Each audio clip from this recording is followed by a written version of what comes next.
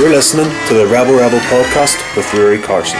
Tá sé bh géisteach leis an fód cruúlaí Rebel Rebel le Rory McCarson.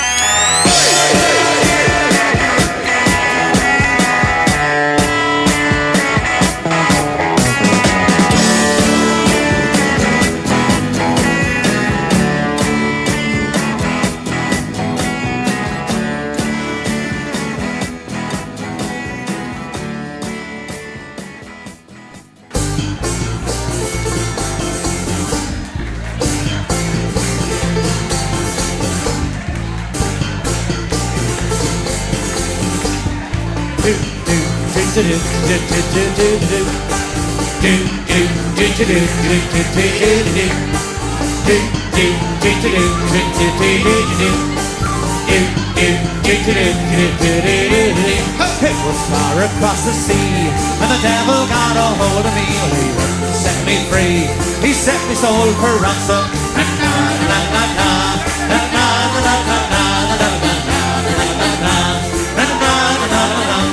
I'm a sailor man from Glasgow town. I roam the world around and round, and the meanest thing that I have found in all my days of wondering.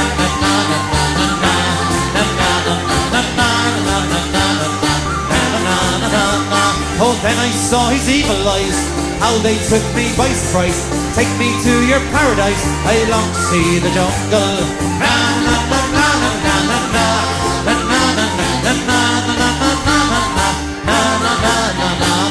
Let's see those hands in the air. Here we go again. Let's hear you sing. We're on the road again. We're on the road again. We're on our way to paradise. What do we love? We love the jungle deep. That's where the lion sleeps. For then those evil eyes, they have No place. in paradise. 2, 3, 4. Graffiti on the wall, just as sun was going up. Graffiti on the wall. Out of sight. Out of sight. Graffiti on the wall, it says we're magic, we're magic. Graffiti on the wall. Graffiti on the wall. What does it say? What does it say? Oh, it says ooh, ah, up the ras, say ooh, ah, up the ras. Come on. Ooh, ah, up the ras, say ooh, ah, up the ras. Ooh, ah, up the ras, say ooh, ah, up the ras. Ooh, ah, up the ras, say ooh, ah, up the ras. Oh!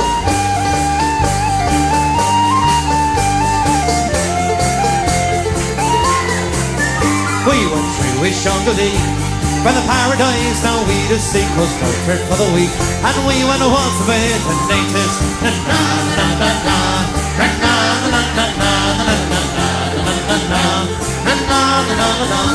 From the Amazon to Borneo, to Belfast City to Tokyo, to the darkest jungles of the world, nowhere could I lose him.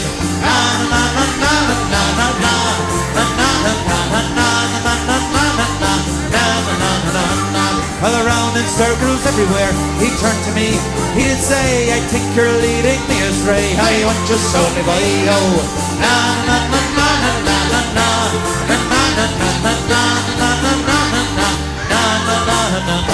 Come on, let's see those hands in the air. Here we go again. Sing it. We're on the road again. Let's hear ya. Come on. We're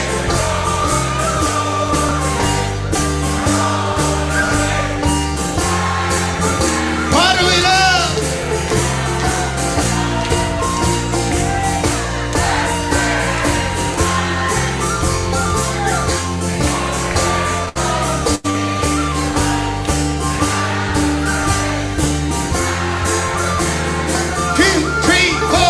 graffiti on the wall. The sun was going out. Graffiti on the wall. What's it? Graffiti on the wall. It says we're magic. We're magic. Graffiti on the wall. Graffiti on the wall. What does it say? What does it say? Oh, it says off the rock. Say off the rock. Off the rock. Say off the rock. Off the rock. Say off the rock. Off the rock. Say off the rock. Do do do The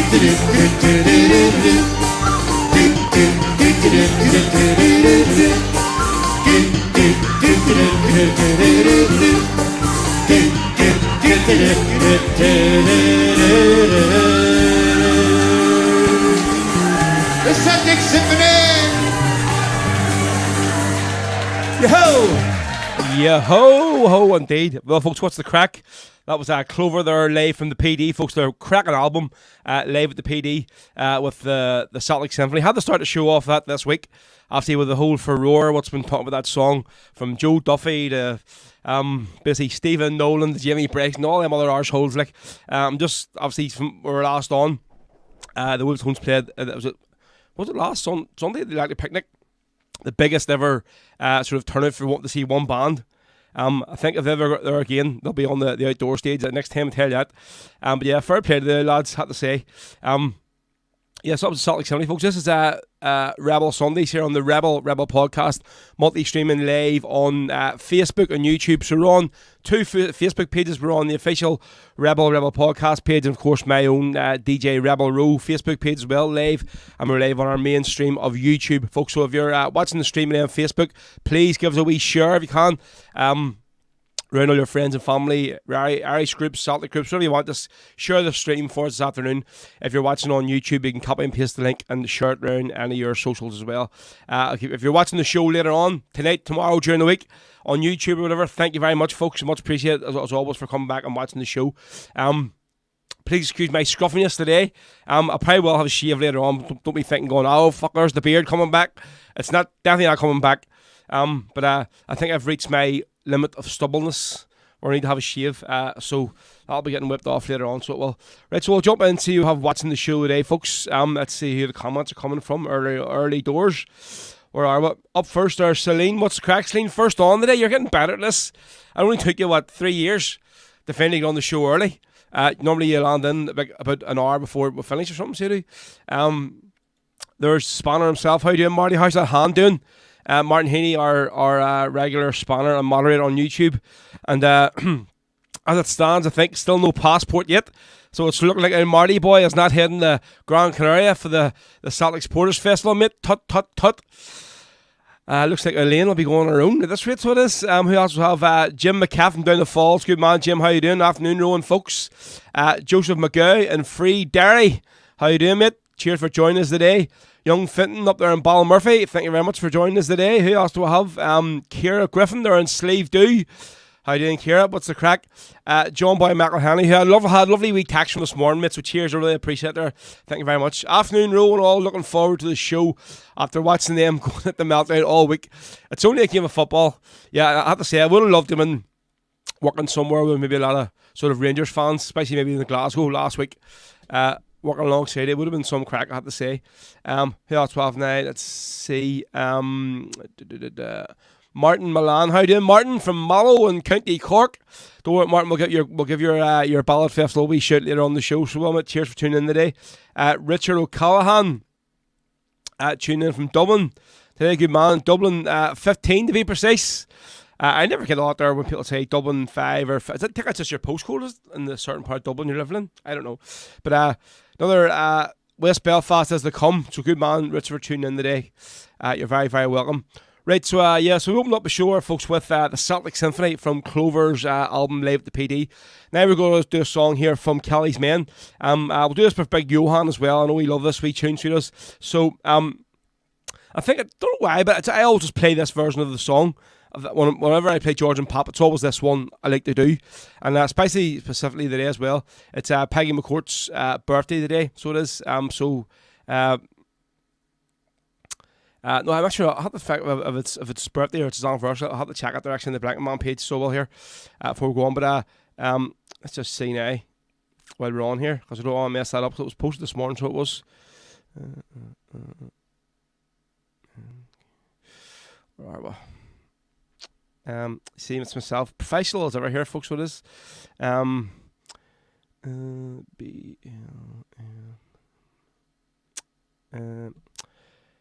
No, I had to go and find it there. So, but listen, we're going to do this here one spicy for Peggy McCourt today, anyway. So this is the ballad of George and Pop. And once it's on, I will find exactly if it is his anniversary or his birthday. Because I seen it posted this morning there. I know it probably sounds a bit silly of me, but it's me, folks. So here we go. This is George and Pop, folks, from Callie's Mail on Rebel Sundays.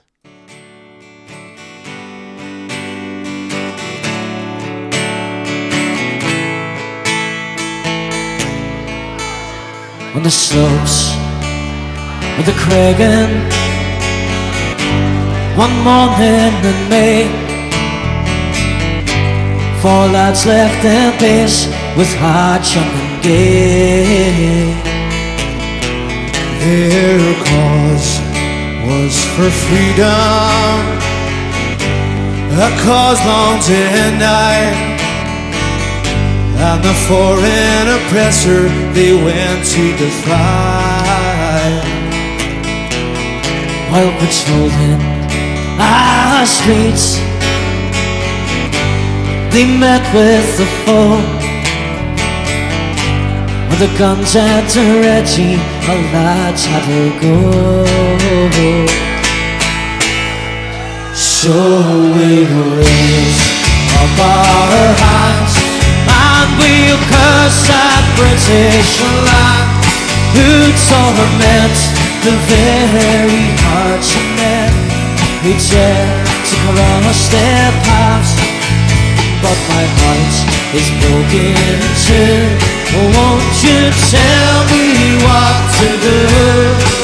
They couldn't stop our George and Pop, and they'll not stop me.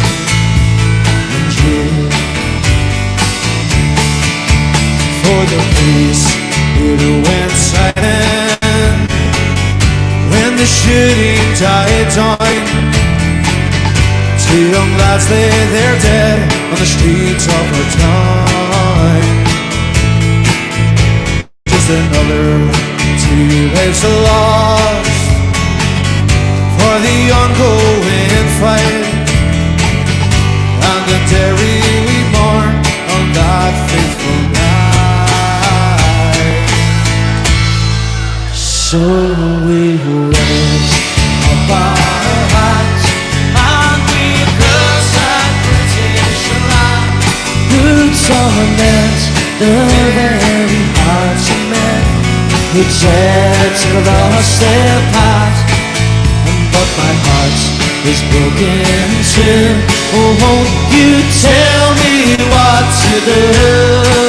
They couldn't stop our George and Pop, and they'll not stop me and you.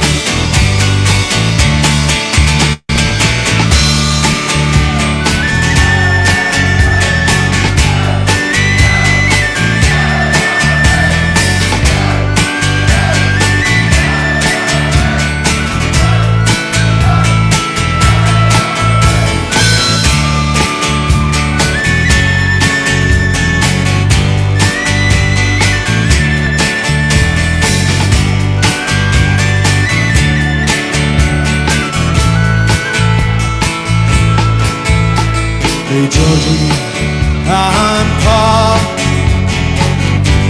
they like cold as stone. They're fighting for Derry, their own native home. So always remember, and don't you ever forget, we are fighting for Derry, and we all the day. Let's hear it! So we will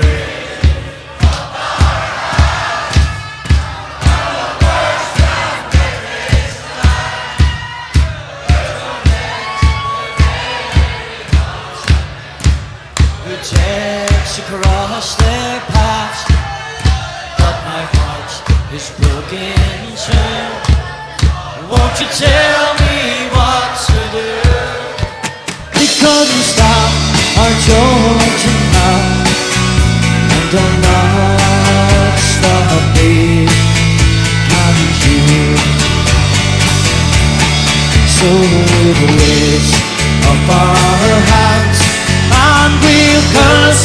British land, whose ornament the very hearts of men who tread to cross their paths. But my heart is broken too. Oh, won't you tell me what to do? They couldn't stop our Georgian pop, and will not stop me. I do.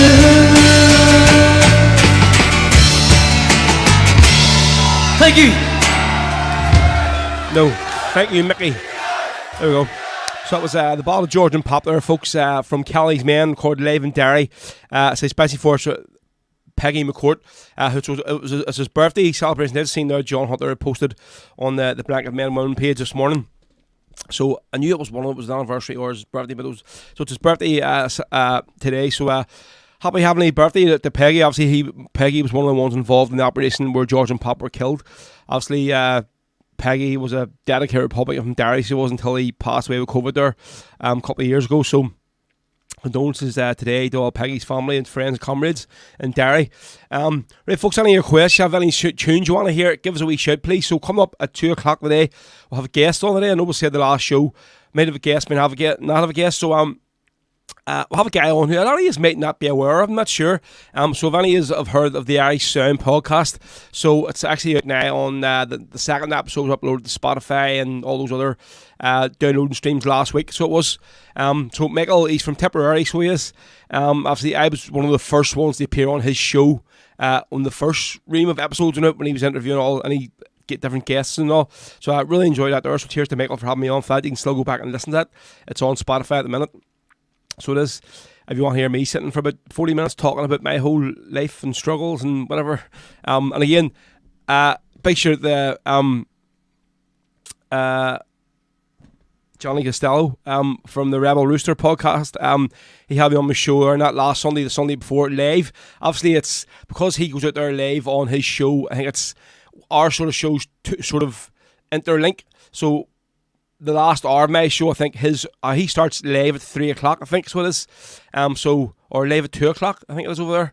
So I think he gets my show's on for an hour before his starts, and then he's on for 2 hours. So cheers for Johnny for getting me on. It was good crack, so it was. So cheers for that. Yeah, so we're going to have Michael on today. He'll be discussing basically just about his podcast, a bit about his life, and basically in sort of republicanism and Irish music, whatever, and talking about his podcast. Well, letting us all know where you can find it and what it's about. So we're going to be joining Michael live on the show at 2 o'clock today, folks. Right, so say if there's any tunes you want, put them in as always in the request box, and I will endeavour and do my best to try and get them on for you. Right, so we'll jump back in the comments and see what was people are. Let's see. Right, who else do I have on? Let's see. There's Elaine, Marty's long suffering wife.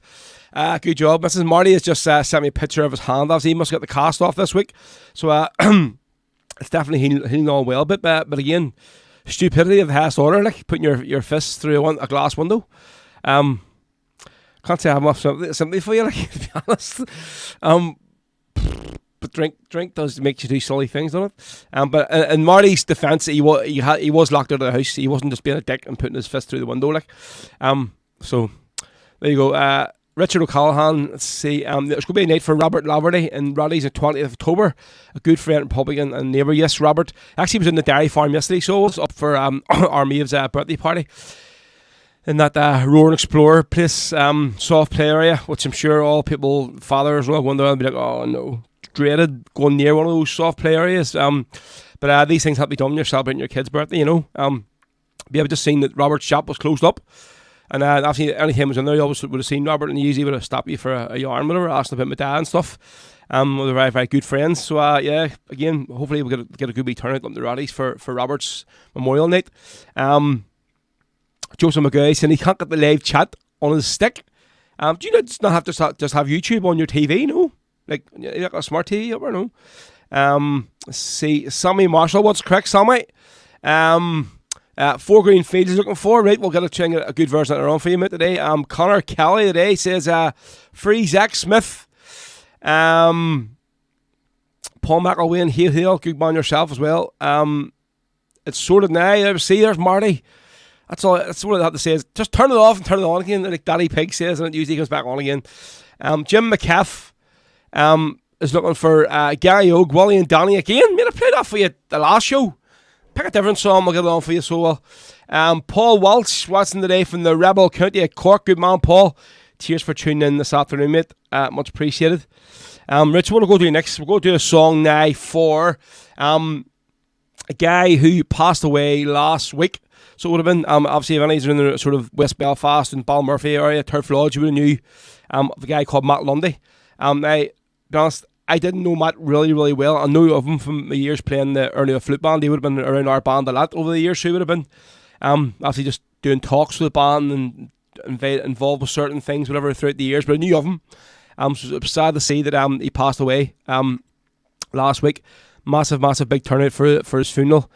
So Cara McCann and Hannah, her niece, was actually singing at his house, outside the house, and they sung A Rebel Heart. Well, I'd say Hannah sung it. Brilliant, beautiful job, Hannah, so well done. And so I'm going to play Rebel Heart today, especially for Matt Lundy on his passing. So I'm going to do the Stefan's version.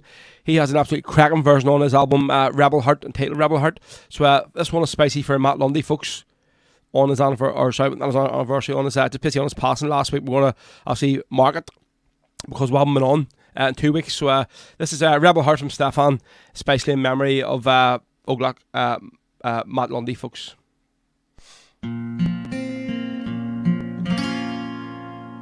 From rebel veins my life I drew, and rebel arms I lay. From rebel lips the lessons drew that led me day by day, and rocked to rest on a rebel's breast, nursed on a rebel knee. There woke and grew, for we'll o'erview this rebel heart and me. A rebel heart, from fin to thraldom free. God grants me still, for good or ill, this rebel heart in me. I read my country's checkered page, I sang her deathless songs, I wept her woes from edge to edge, and I burned to right her wrongs. And when I saw to alien law, she'd never bend the knee. Oh, prouder yet, for Ireland beats this rebel heart and me. A rebel heart, from faint to thraldom free. God grants me still, for good or ill, this rebel heart in me. A rebel heart, from faint to thraldom free. God grants me still, for good or ill, this rebel heart in me. God grants me still, for good or ill, this rebel heart in me.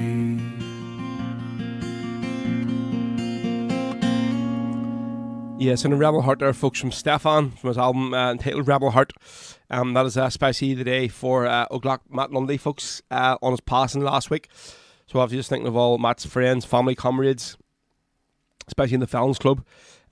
So there we go, especially here for Matt Lundy, folks. Right, to go do this one here now, we'll go on next. Where are we? Just back on the screen now, we'll find it. That would be good.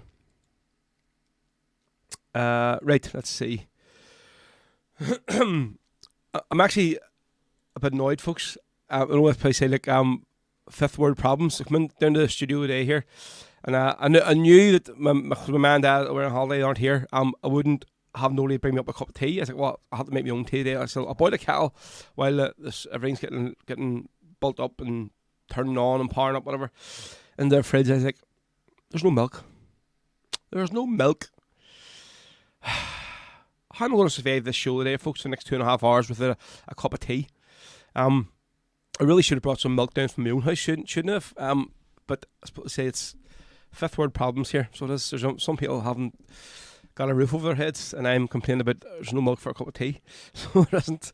But I hope my and dad's enjoying their stint over in Tenerife. They really need it. So fair play to you. Hope you're enjoying it. Again, shout out as well to Ray and Karen, who's over in Lanzarote at the minute. So they are loving life. I think they flew over yesterday. Fair play to Usians.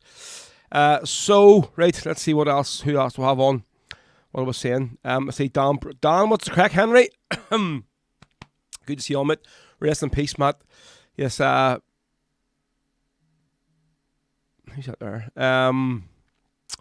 So Johan says, any news for Gran Canaria? I think he's talking about Marty. So I don't think he has. At this late stage, Johan's looking like Marty could be sitting in the house on his own when we're all living it up over in Puerto Rico. To the Celts and the Rebs every night of the week. Because he's obviously left too late to send his passport for him away. So Marty, sorry for laughing, but it's I suppose when I don't really laugh, you'll cry. Right, so what we'll do next, we'll do us here one spicy for Sammy Marshall. Fly down the Glen Road shop. There's Derek, what's the crack, Dial? Afternoon on the gang from rain-soaked Dublin. Anything from the Wolf Tones, please, row. Right, we'll definitely get something from the Tones on today for you, mate. Well, here, for once, it actually isn't rain-soaked up here. I came down today, it was quite warm. So it was, yep, happy days, mate. Glad to see you are getting soaked down there for once, while we're enjoying a bit of sun up here. Steve, what's the crack, mate? Hello, everyone, regards from Berlin. Give on yourself. Marty, drink it black like I do with my coffee, for God's sake. Oh, black tea? Jesus Christ, mate, come on. Ugh. Listen, I'll have a pint of water, that'll do me. So it will. Black tea, Marty. Just see, use cold cheese. Just black tea. Right, so this is for Sammy Marshall, this one. This is the late, great Kathleen Largy with what the 4 Green Fields. Here we go.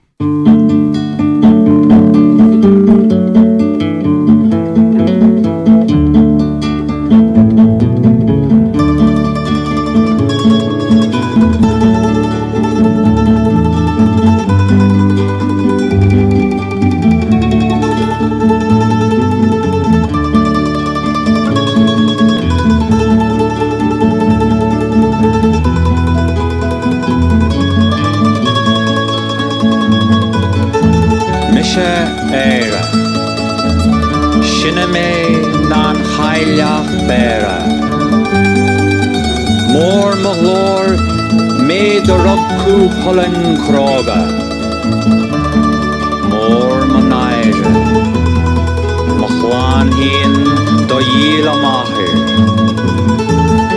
Misha Era Uigni Me Nan Chailach Bera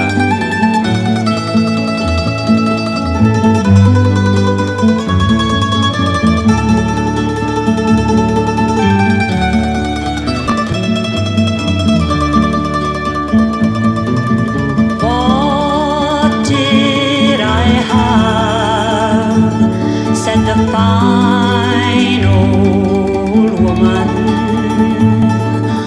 what did I have? This proud old woman did say I had 4 green fields, each one was a jewel, but strange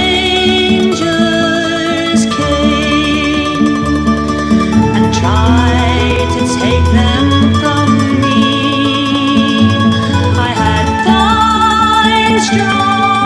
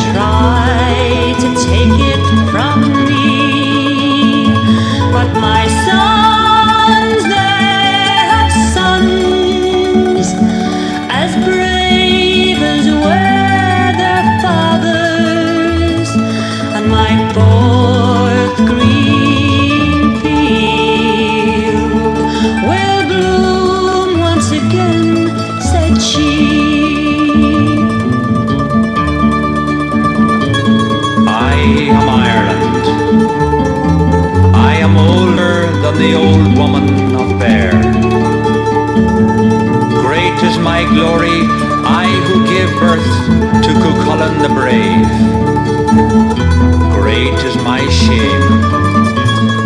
My own children have sold their mother. I am Ireland. I am lonelier than the old woman of Bear.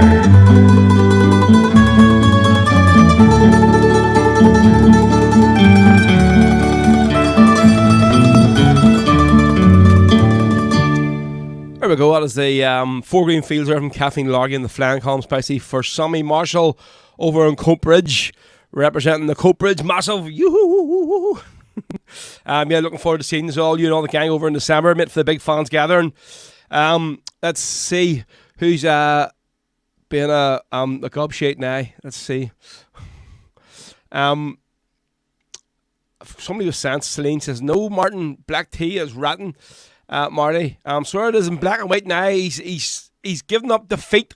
His passport isn't going to be here in time. He says, nope, I'm not going to Gran Canaria. Elaine says she won't go without me. Elaine, are you mad? Listen, get yourself on that plane. We're all going to be over there. So you were. Let him fend for himself in the house for a week there. Someone talk sense in there. I'll be happy with a week's peace. Maria, say hello to Maeve. Hello, Mrs. What's the Crack? There's my mother-in-law, Maria. On and Liam, how you doing? Up in Glencolm. Yes, we're very kindly. I looked after Josie and Maeve for us last night. So thank you very much. Hope you're keeping well. Hello, Maeve. How you doing? You can see me on the screen waving at you. So yeah, actually, we're out celebrating. We're celebrating Maeve's second birthday party yesterday. Actually, her birthday was on Wednesday, so it was. But yeah, we had her party yesterday. So here's a couple of photos here. From up in that they're. At Rowan Explorer place. So it was. I know actually a lot of these probably haven't seen the child from she was born. I keep threatening to bring her on. It's mad that she's 2 now. Like when you probably all thinking you've been watching this show, like sort of while she was born and stuff, and when she came into the world, and so she was there. She had such a grump on her yesterday. She said like, so there you go. So happy birthday, RV woman, Maeve, the craziest child in the world. And this year, I'm home yesterday, and this year I had to get a photograph of her from this year yesterday. Went into the living room, and she's sitting right here on the bloody windowsill.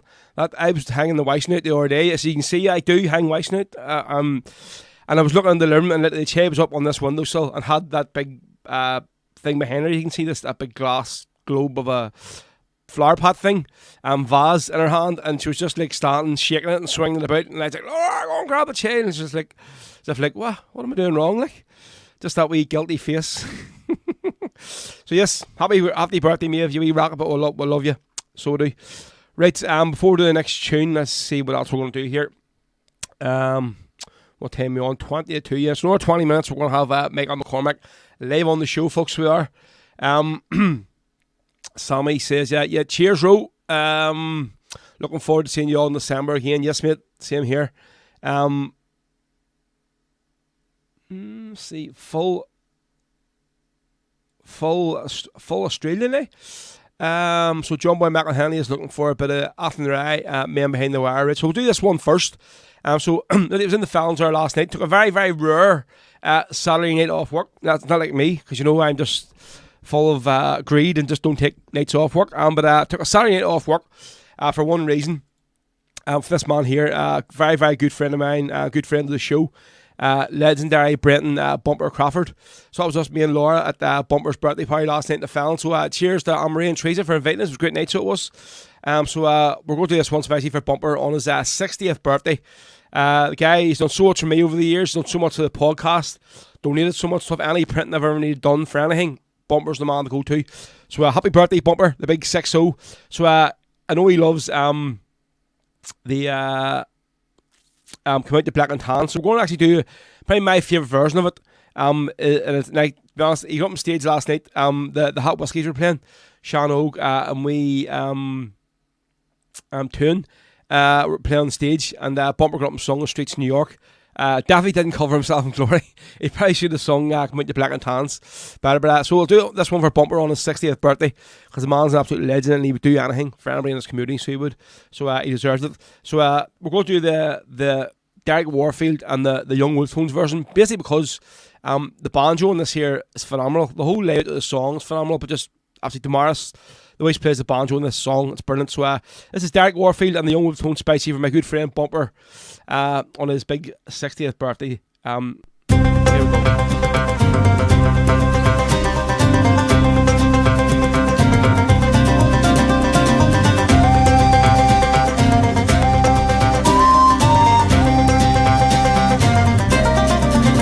I was born on a Dublin street where the loyal drums did beat.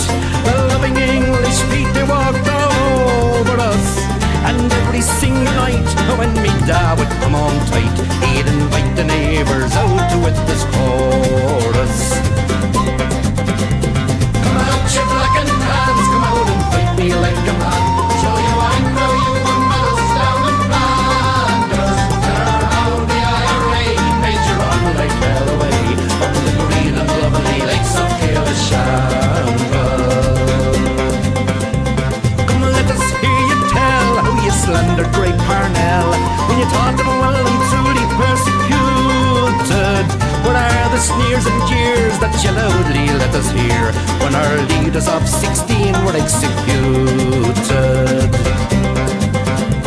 Come out, you black and tans, come out and fight me like a man. Show you white though you won medals down in Flanders. Tell her how the IRA made you run like hell away from the green and lovely lakes of Kesh.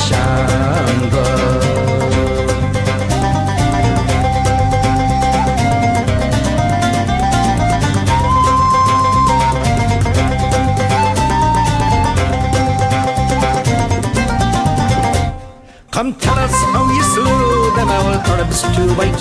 Like the Zulus they had spears and bow and arrows. How bravely you faced one with your 16-pound gun, and you frightened them damn natives to the marrow. Come out, you black and tans, come out and fight me like a man. Show you white though you won medals down in Flanders. Tell her how the IRA made you run like hell away on the green and lovely lakes of Kesh. The time is coming fast and I think the day is near when each O'Neill he will run before us. And if there be a need, well our kids will say Godspeed with a verse or two of sing this fine chorus. Come out, you black and tans, come out and fight me like a man. Show you white though you won medals down in Flanders. Tell her how the IRA made you run like hell away from the green and lovely lakes of Kesh.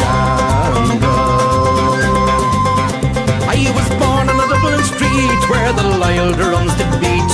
The loving English feet they walked all over us. And every single night when me da would come on tight, he'd invite the neighbours out to witness chorus. Come out, you black and tans, come out and fight me like a man. Show you white though you won medals down in Flanders. Tell her how the IRA made you run like hell away from the green and lovely lakes of Kesh. Come out, you black and tans, come out and fight me like a man. Show you white though you won medals down in Flanders. Tell her how the IRA made you run like hell away from the green and lovely lakes of Kesh.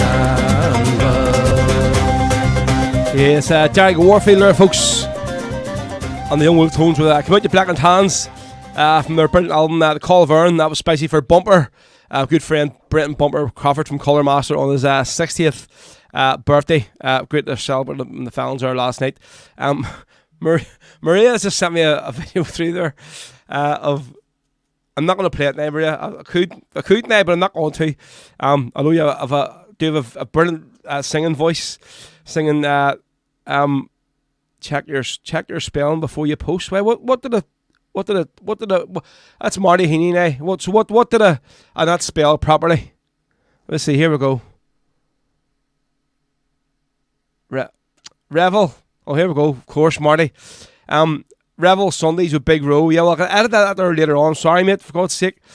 You see, there's now. Yes, sexy. I'm just looking at it. Revel. Maybe I just like Revels. Sorry, that's it is. Never mind. Probably Rebels or Revel Sundays. So Just you worry about getting your hand healed, Marty, right? Send me my spelling mistakes. Yeah, Maria. So I'm not going to post that video because basically more or less because Liam is sitting with next to nothing on him in the living room, and you know what I mean. I wouldn't want to, like, I know he has a Adonis of a body like myself, you know, but I wouldn't want to inflict that on the children who are watching the show today. But yeah, very good. Well, Maria, you actually aren't a bad singer, so you aren't. In bits that there you were a few high notes, but in the other parts you definitely did sound a wee bit like Catherine Hargy, so fair play. I miss nothing. Maura, what's the crack? How you doing?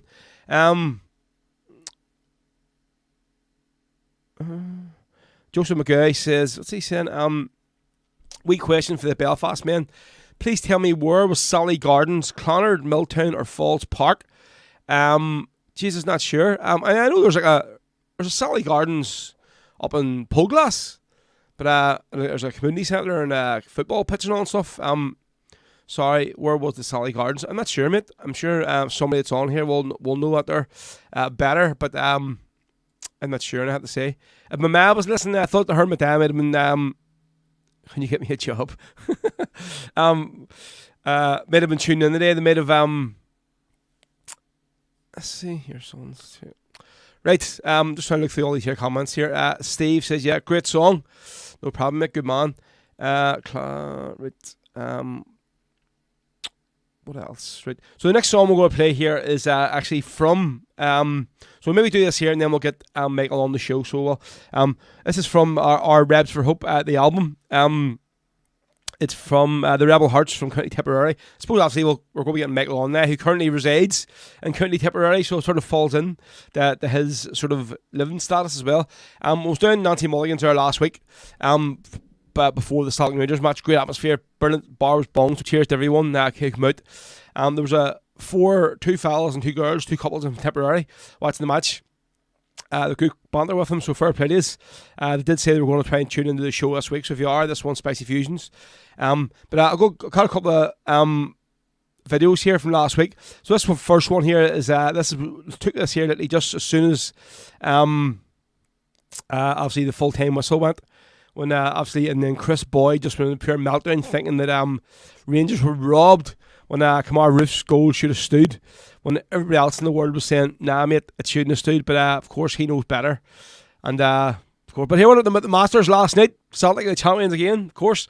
I watched the last 3 games, so I did, and while I was waiting on Laura, getting ready to go out to the party last night, so it was good crack watching. But so this is the first video, I'm going to play it, and the second one is literally just near the end of my set. So it was, this is just as soon as the final whistle went last Sunday in Nancy Mulligan's.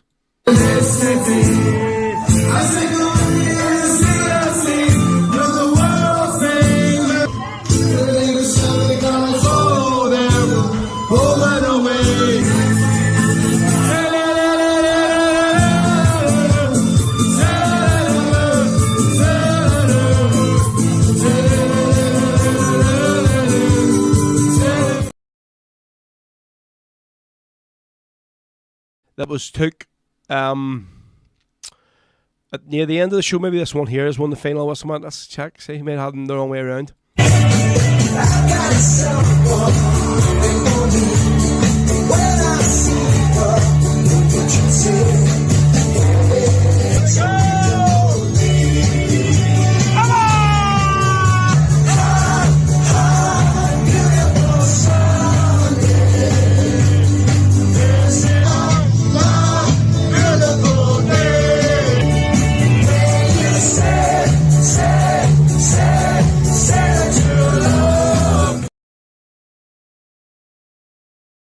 First one was the video when I near finished, and that Jane and her son and all the other ones all come in, and we were playing a bit of Shay Doolin. That one there was when we played Beautiful Sunday. That was literally just as soon as the final whistle went. So yeah, brilliant crack. So I'm going to be in Nancy Mulligan's for all of the Celtic Rangers games this season and all of Celtic's Champions League games as well.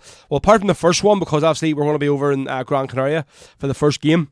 So hopefully maybe you can get to see the game, because obviously we fly in and I think we arrive in 8 o'clock or something in the Gran Canaria. So I don't even know if we can get to see the game or not. So I won't.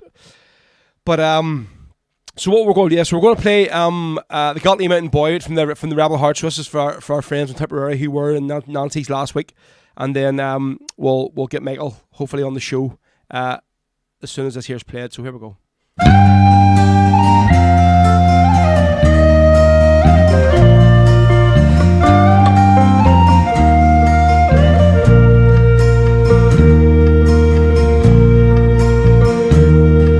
I join the flying column in 1916 in Cork with Sean Boylan, Tipperary wet and rain, arrested by Free Staters and sentenced for to die. Oh, farewell to Tipperary, said the Galtee mountain boy.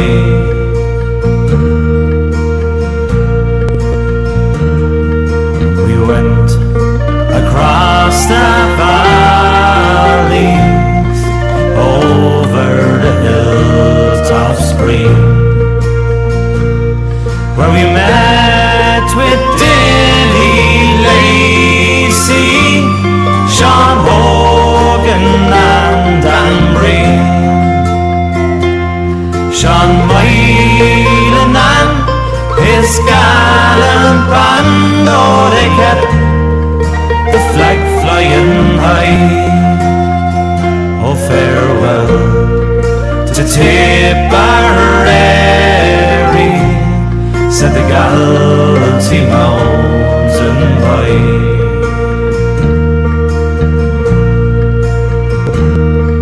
We trekked the Dublin mountains, we were rebels on the run.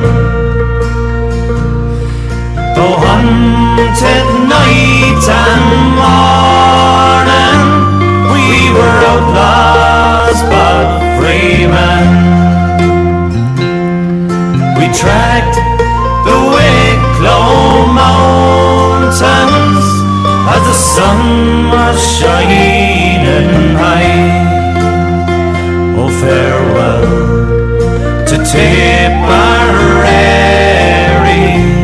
said the Galtee mountain boy.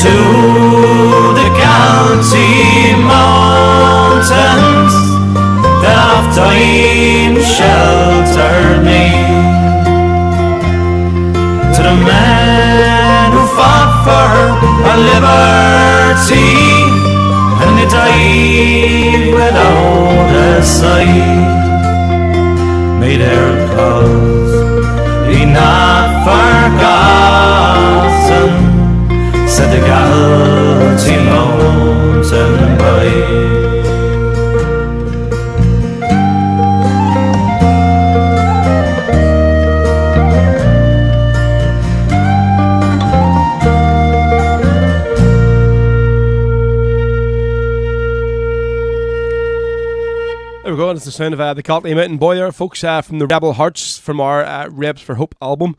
I think as Michael has just popped on there, we're waiting on him coming through. So without further ado, we'll get him on here on the screen. 2 seconds. Let's see. There we go. Can you hear me, mate? Well, how's it going, Roy? Yeah, I can hear you. Good man, here's happy days. Brilliant, crystal clear sound there. It's great. Mate, happy days. Cheers for joining me this afternoon on Rebel Sundays on the Rebel podcast. I'll just take these banners off here at the bottom of the screen.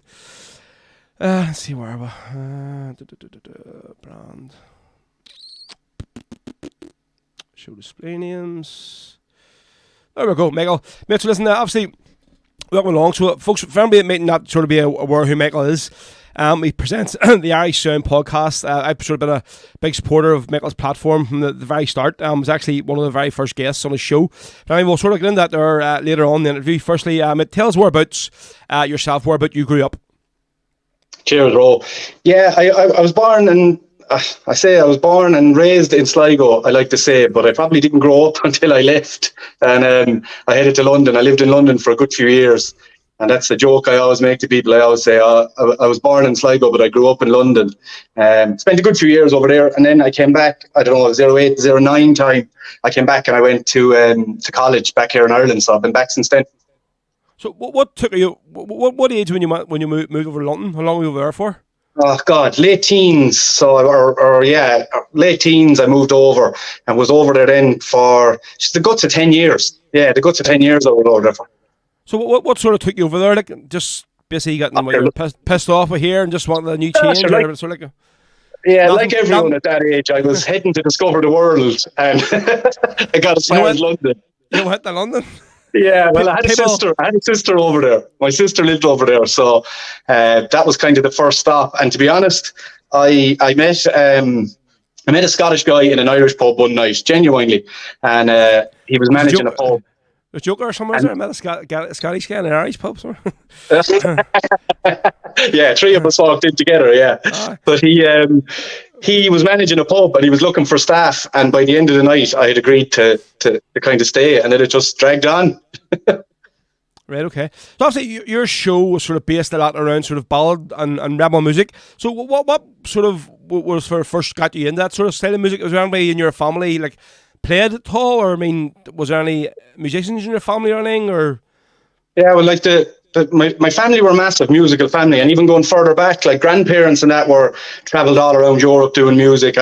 People say that sometimes it skips a generation. It definitely skipped me because unfortunately I'm tone deaf, or maybe I'm not tone deaf. I like to hear other people, but coming from me, not good. But my uncle was always in bands, and I spent all growing up. I was always with him, but it was mainly probably more country stuff. I was thinking about it just before I came on, and he used to always sing Great and James Connolly. Those two stuck out to me. But as regards live music, it was more country stuff. We call it rebel now. You know this yourself. We call it rebel. But back then, like the Wolf Tones were played everywhere. Every bar, every house I went in and out to, we used to hear the Wolf Tones. So that was it was just part of what I heard. I really delved into it when I moved to London. I started working in an Irish bar, that bar in particular, and it had a Celtic supporters club in there. So that was kind of the start of realising, I think, the first European Celtic night.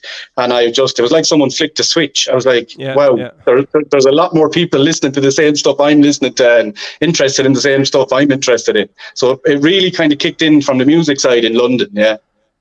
So who would have been like the first sort of rebel and ballad bands that sort of got you hooked? Obviously, you mentioned the Wolf Tones, but I mean, suppose like for nearly everybody you speak to, no matter what sort of background, it's always the Wolf Tones. That's what sort of you were hearing it every day of the week. I mean, obviously, it wouldn't have been on the radio, but it was just people were playing it in LPs and tapes and all in the house, like. Yeah, and it would have been the Wolf Tones. The Wolf Tones would have been huge. And like I said, I've been to see him. I've lost count to how many times I've been to see him live. But back then, the internet didn't really exist.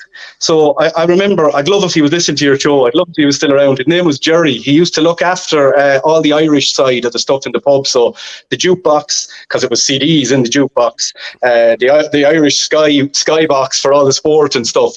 And Jerry used to come, and when we started in the pub, there was, pop music and rock music, and then there'd be old tone CD. But as it changed, as we started going to Glasgow to games and started coming back down, Jerry would be arriving and he'd have, a lot more stuff that maybe people didn't hear. And then when Éire Óg's album, I'd never heard, the Brazen Head one. Jerry came with that. I don't know, it was probably a burned copy of a CD at the time, and he put that in, and it was just that to me it was different music. It was just different. I can't pinpoint why or what. It was just a new sound. It was and everyone else listening to it at the same time. And I think you would say that as well. It's the group together. It's the group. Like we had such a great group that getting this all together. The music was it just blended in. You've mentioned there about the Wolf Tones. I think I probably should have brought this up with Brian when I had him on the show, but I forgot, or just obviously it was a busy interview. But see, basically being as a Northie, that's what people would describe me like. There's one sort of gripe I have with the Wolf Tones, obviously, whenever like the very famous song of Brian Ritt, the Joe McDonald, obviously was spoke about it at length when he was on, but he mentioned the Maze in it. So you did, and obviously when you were doing your show last week as well, you had said about the Maze. You mentioned the Maze, and I think a lot of people, especially in the north, have just refused to call like at the Maze prison. It's the Kesh, long Kesh, whatever. And to me, I was going like, why would he say in that song the Maze? Because I know a lot of other bands I listen to now, and Shebeen will sing it, and they will say in the Kesh, and they won't say the Maze in that song, whatever. Only when I was listening to your show the other day, and you had said about being in the Maze, and I was like, fuck, Michael, that's one tick off your box now. So it is, you've annoyed me there a bit, so you have what I mean. But I don't know why I didn't say that Brian that day. He probably would have went, listen, look, I suppose for me it was the name, actually the name of the prison, and I wanted to sort of have it as truthful as possible. But then again, he did pass the song off like with Goretti first, Joe McDonald's wife. Yeah. Before it was released, and obviously she says, yep, release it, it's a brilliant song. And I thought maybe, well, if she had a gripe about saying the Maze, she would have said, no, you can't put that in, whatever. Like. But I think that's what one gripe I had about that there song about the Wolf Tones. And I thought, sort of like, the only reason I'm putting it up is because I heard you say it the other day there. So I mean, do you think is that there like just a southern thing? Because I think maybe it's not like a sort of an ignorance thing. Because I know I would have people interviewing people from the south all the time, whatever. And the Emmons, it's just they wouldn't even think that there would be an issue.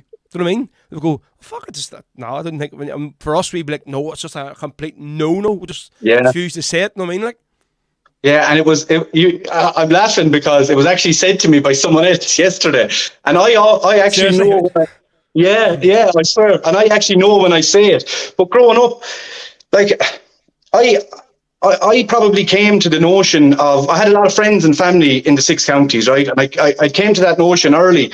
I always was really disappointed in how us down south or in the Free State treated people from up there, not physically or not, in any, but just in our thoughts. I don't know, you said it's not ignorance, but maybe it is. Maybe it was ignorance, because that general sentiment of, it's happening up there, it's nothing to do with us, that was the prevailing thing that I would have grown up with. Like, yeah, I might have heard my uncle singing Grace, but I also would probably have heard him shy away, or if somebody said, have you heard about this? Or, any mention, it was always, well, it's happening up there, it's not really anything to do with us. And that was what actually got me more into it, because I came from the side of, that's a horrible attitude. Like, we've completely written off and forgotten about a whole community of people that were, to me, they felt like they were abandoned, and I wasn't even there. So you might say, I love when people like yourself will mention that, or say, hey, this is the reason why we do this, or this is the reason why we do that, because it is ignorance. It's not talked about down here, way more now, of course, but. Yeah. So obviously, see, any time we were talking there obviously about the Republican and rebel music there, any time I get a guest on the show from the south, I always sort of ask them just to get like a perspective of obviously them living in the south, obviously, because I've had people from Cork and Way and Galway over in the south. See, you growing up, would you sort of have been grew up in like a Republican sort of household, or what would you sort of knew about what was going on here? I mean, when you were pretty younger or before you sort of moved on and stuff. When we were pretty young, we knew nothing. right? Like I do remember, I wouldn't have been from, my immediate family wouldn't have been Republican. My maybe extended family, maybe more so, but we knew nothing here. Nothing was talked about. Nothing was, it was another place. It wasn't happening here. And I get angry even talking about it, because it's education. We didn't know. Now we went places, like I remember crossing over the border into the 6 counties, and soldiers coming on the bus to kids with guns, and that was the first point where I went, well, this is only up the road. This isn't another place. And obviously that was, we were well into the late 80s at that stage. I was really frustrated. It was only when I left that I got to learn a lot more. And because of that, I had a lot of friends and met a lot of friends that lived in the 6 counties, and they probably educated me more than I ever did growing up, to be honest. Yeah.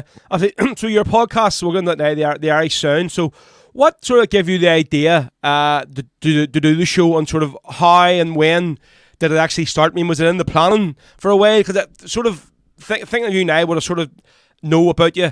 To me, you would have sort of put a lot of sort of meticulous sort of planning into this, probably a good way before it even came into fruition. Like, I mean. Yeah, I was always, for years, I thought about doing something. I used to do a little bit of amateur radio when I was growing up, but it was, believe it or not, it was probably more around dance music at the time. And I always wanted to do something. Herself, she's always the one giving out to me. She's also probably the one that forced me back at it again. But she would say, just go do it and just do what you want.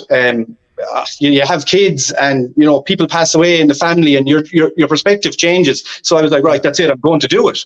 But then the more I planned and the more I thought about it, if I'm honest, I was looking at your show and I was going, but sure, he does it. Why do I want to be doing something so similar? And well, you were great, obviously. I have no words of how good you were to me, but my missus was also like, is it not better if there's more of you doing it? If you love something, if there's more of us talking about it, if there's more of us promoting it, if there's more of us, even if it's good, bad, no matter what, it's more people doing it. And that was probably the reason that I finally went in the end and said, look, let's just go ahead and do it. And of course, then I was in contact with you, and you were just so positive about it all. And I was like, right, okay, let's go and do this. But it definitely wasn't a week or two. It was definitely months and years before I tried it. Yeah. So see, actually, when you listen obviously the opening credits of your show, and it's basically like a bit of a sort of like a joke the way sort of who actually does the voice of the, because it's very, but it says recording live from my garden shed. So actually, is it like a garden shed you're doing that you are now, or is it like a proper sort of PVC built bloody it's not actually a garden shed like? Well, like a lot of the stuff that revolves around my own show, during COVID, my missus works from home. She's a beauty therapist, took a lot of nails and stuff from home, and she wanted a proper built room in the shed. So I call it the garden shed, but it's far from I could live in it, right? And I'm in it right now. So we built a proper room for her, and obviously then it was such a room, it's at the bottom of the garden, there's no sound around, there's no one around. That's actually where I started using it. The guy doing the voice, you probably heard of an app called Fiverr. Right, okay. So you basically go on, you can graphic design, anything. And it started out as everything was a $5. So you could go on, you could get something done for a $5. And now you can pay more, and it's a way to contact artists and stuff. So I just literally went on, messaged a guy and said, do me one. And that is literally the first one. Actually, that's a lie. He called me McCormack in the first one, so I had to get him to change it. And he's obviously American, so he's really emphasized the act. But I thought it was funny, and I thought it sounded good, so I left it with it. Mick, very good. Yeah. So obviously the first sort of session of the later of the show, you had a lot of interviews on. Obviously, I said at the start, I think it was the second or third one you had on. We had a lot of great guests. It was really, really interviewing. Actually, I just love podcasts because I'm out driving all day. That's all. I don't listen to music at all. It's basically all podcasts I listen to. So it's great, to hear all these stories and different artists and acts. Is there any sort of like memorable ones you've had on? Like any guests that sort of really opened your eyes up? Have any sort of singers or stuff you had on, or? Well, like I had Kieran Warfield on, who's a good friend of mine anyway. So we had spent so much time together, but the one that really, I won't say it shocked me, but the one who I never knew the person at all was Kieran Byrne. I watched his live streams, and like that, I listen to podcasts, be it sport or, whatever the podcasts are, music, but I listen to a lot of podcasts. And when I liked the idea, I don't know if you know Ariel Helwani, he does an MMA podcast and it could be 5 hours long. And I always liked, his interviews were so long, you always found out so much. So that was part of it. And I kind of had a feeling that would happen. But I just didn't expect Kieran to be the way he was. He's a lovely guy, like just very well spoken and I just knew nothing about him until that interview. And that was on purpose. I knew very little about him. I mean, I knew he was in Chicago and I knew where he was from and stuff. But yeah, I thought that was a real eye opener. I thought he was a lovely guy. It was great chatting to him. And like, as for you, I have to say, like, you coming on was just, that was brilliant for me, and I really appreciated it. Obviously, and everything you've done since. But having you on was great as well. And I also, of course, the song that I became obsessed with came from having you on, Joseph Mary. So that was a memorable one for me as well. I think you talk about Kieran. Like, obviously, same myself. I've seen him. I've never heard of him before until he was doing the live streams, and after listening to your interview with him, I was like, I had to get this guy on my show because it was just really interesting. Obviously, I had no idea of his Irish roots before he went over there and stuff, what he done here. And I was like, really? Seriously? And obviously, turns out my old basketball coach in school and teacher was his coach and all and stuff and all. Crazy, yeah. So I was like, but So obviously, you took a bit of a sort of sabbatical, or sort of, as people will call it, or a bit of a break before you started back with your new sort of session of what you're doing now. So what was the crack with the sort of the long break? Was just sort of like was it COVID or what was sort of like? Yeah, well, like that. I hate mentioning COVID, but it was the same thing. When I was watching a lot of those artists, the streaming, that was me. I was like, right, I'm going to do it. And you played Stefan earlier, I think, in the podcast, and that was one of the ones. He was one of the ones. I was sitting back with my mouth open watching him, and that watching them live and watching them in their sitting rooms. When COVID ended, we were so busy, and I don't mean artists. I still had people that I was meant to interview, and I lost a bit of audio on another one, and all that stuff that goes on. But we were all so busy. I had 2 kids. We were gone. We were gone away every weekend. There was gigs on. We were going to sport. We were just doing everything, and artists were the same and everything. And I said, you know what? I'm not able to give it my time, so I'm going to pause it for maybe a couple of months. Going to get everything back in line. I'll record a couple of interviews in that time, and I'll be, I'll have stuff ready to go. And then a month became 2 months. 2 months became 4 months, and then I just needed a kick up the arse to come back and do it. And I know I've said this in the podcast, but it was true. Mary was on to me. She was telling me, go, get back to it. And I posted on my page. We were in the camper van up in Donegal, and I posted and said, does anyone know anything that's on? We're heading into Derry for the night. And you had posted and said that Sean was playing. And we went up for dinner with the kids, sat down, listened to him. And just before he left, he played Joseph Mary. And as I was walking out the door, I just gave him a wave when I was leaving. And I said, that's it. I'm going back next week. I'm going to get back and do it. So that was the kick I needed to get back. Yeah, what a song that is. Like, see the amount of people that say to me, like, because again, so fair play to Rowan McDonald from the whole sort of, the guy who put that whole albums together or whatever. He had sort of said, I mean, listen, look, whenever they were sort of debating about putting what they were going to do with their new album and stuff, and what was sort of give it the sort of the kick up the arse to do it. And he says once sort of Sean came back with that song and he played it for him, and he's like, it's going to make this album. This song is like the reason why we're doing this album. Like, and it's a phenomenal song. Like, and the minute people say to me, just Joseph Mary, it's amazing. The guy singing it's amazing.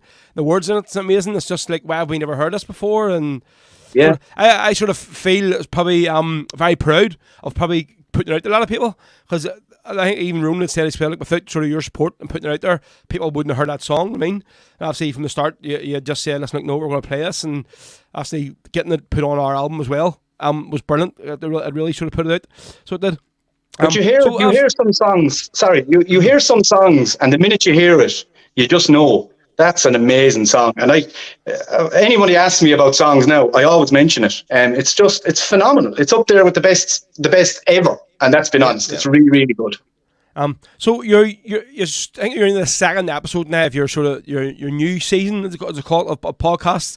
So these ones are sort of more focusing on playing a lot of music and then a bit of talking in between. So tell us about the layout for the whole new sort of session of shows you're doing now. What sort of what's the plan for them? Why is the reason the sort of change of what you're doing now? Yeah, so there's 2 main reasons. One is I wanted to play more music. I probably, without realising it, shied away from more music because you do the exact same thing. So I wanted to play a little bit more music. We get to know artists through the music, so I wanted to play more music. So I was trying to figure out, do I play a couple of songs at the beginning, a couple of songs at the end? And I just wanted to play more music. So that was the first part. And the second part was it gives me more freedom. So I want to do a show every week. Before, I didn't want to. I thought I'll do one once a month. I think I need to do them more often. It needs to, be more active. So I want to do one every week. Then you have, you drive a truck during the day. I have a job. I have 2 jobs. I have 2 young kids. Artists are super busy, which is brilliant. That's what I want to see. So we're trying to put it all together. And I was like, if I don't have the pressure of making sure I have somebody for an hour once a week, which I think is almost impossible, that I can still do my show. I can still have a show that has some interest to people every week, and then dotted in between them, hopefully I'll be able to get people on, maybe for some news that's on that week, a big gig announcement or something. Someone can come on for a few minutes, and then I'm also going to go back and do the longer form interviews as well, because I really enjoy them. And even if nobody was watching or I was doing it myself, you get to know people so much by sitting down for, rather than talking to them for 2 minutes, 20 minutes, a half an hour, you learn so much about some. Like I said about Kieran, I never would have known. So I'm definitely going to get back into doing more of them. But the main reason was just to play more music and get a bit more freedom in it. Definitely. So you told a story last week. Obviously, your episode was entitled was with the Tommy Burns scarf. So for anybody that hasn't heard it, because I was listening, I did have a bit of a laugh. It was very funny. So tell us about the story about Tommy's scarf. What happened?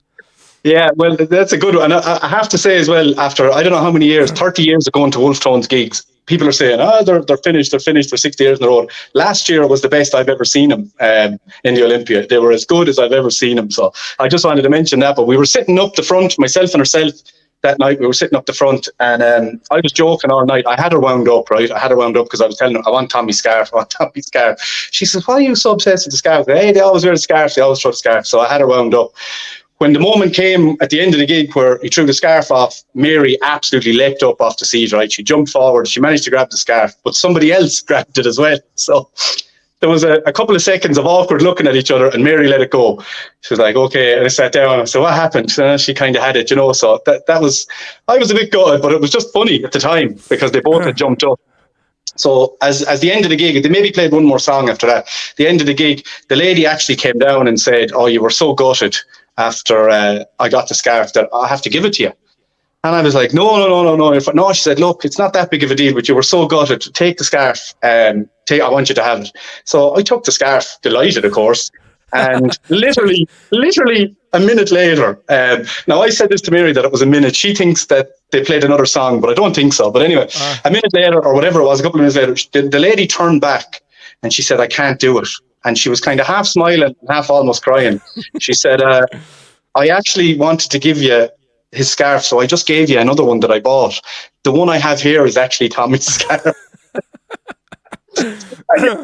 None of us knew what to say. She was like, I just thought you'd be happy. You'd think it was his going away with it, but I can't do it, she said. So I want to give you the real one. So we swapped scarves again, even though both were hers. So, hey, I don't know. Maybe she's the best spoofer of all time, and maybe I don't have a scarf, but I'm going to go with I do, yeah. I think she's giving you the proper one the first time, and she's like, double bluff. I actually want that scarf, so I'm going to give him this one and make a mistake. Absolutely could be what happened, yeah. But very funny. It was good crack. Doesn't you see if obviously there's a few people asking here in the comments and stuff. So how does people go and watch your show, mate? How do they listen to it? Take it. So it's only audio. There's no cameras and all. No, it's just audio only. No cameras, audio only. And that was me. That was a kind of my decision in that I never watch audio. I watch some of yours. It's always on in the background, but it was audio only. I always listen to it driving in the car. So that's where that came from. But you can check it out on all podcast platforms. It's on Spotify. It's on Apple Music. I'm in the middle of making a website simply for the fact that because there's more music, as you know, they're going to get taken down. So I'm going to host them on my own website as well. They're hosted on Buzzsprout at the minute. You can find me at The Irish Sound on Instagram and on Facebook. Happy days, no problem. Listen, we are going to play a song. So obviously I asked you beforehand what song you wanted. So what songs that you picked, and why do you want me to play this one for you? Yeah, so it's another song that I became obsessed with. We mentioned Kieran Warfield and Catalpa. It's a song called Bobby. And I loved the song. The minute I heard the song, I loved it. I didn't know, obviously I knew the lyrics in it and where they came from. And then just hearing Kieran talk about it, and Kieran would say to you that he always wanted to write with Bobby Sands, and that was his attempt at writing a song with Bobby Sands. And I love the song. Obviously Bobby's own words in it. It's one of my favorite songs. So that's the one I went with, yeah. No problem. Well, listen, Michael, hopefully I will see you at Battlefest in February. Absolutely. In God's country here in West Belfast, if all being well with a bit of luck. So listen, this is Katapa with Bobby from their album No Stone Unturned. So Kieran, great interview. Thanks very much, mate. And I will talk to you again soon, all right? Cheers. Good man. Cheers, Rob. Take care. So that was Michael McCormack there, folks, from the Irish Sound podcast. So cheers for Michael for coming on. So we're now going to play the song that he's picked. Let me just get back onto the screen now. Where are we? Let's see. The internet is so slow in this house. I don't know what the crack is. So we're going to now play the song that Kieran picked. And Michael picked. It's from Kieran Warfield and Cantalpa with the song Bobby. Folks, here we go. Cheers. I scratch my name upon the whitened wall. Awful, shaky, nervous crawl. Bobby Sands was here, I wrote, wanting to leave this world a note that I was sane and not to blame. These were my words just to testify. Should this be the last place that I lie? Should it be in this hate block that I die? All things come to pass as one, hope could never die. There is no height or bloody might free man can't defy. There is no source of foreign force that can break one man who knows that his free will nothing can kill, from that freedom grows. Scratch my name upon the whitened wall, in awful, shaky, nervous scrawl. Bobby Sands was here, I wrote, wanted to leave this world and knows that I was sane and not to blame. These were my words just to testify. Should this be the last place that I lie? Should it be in this H block that I die?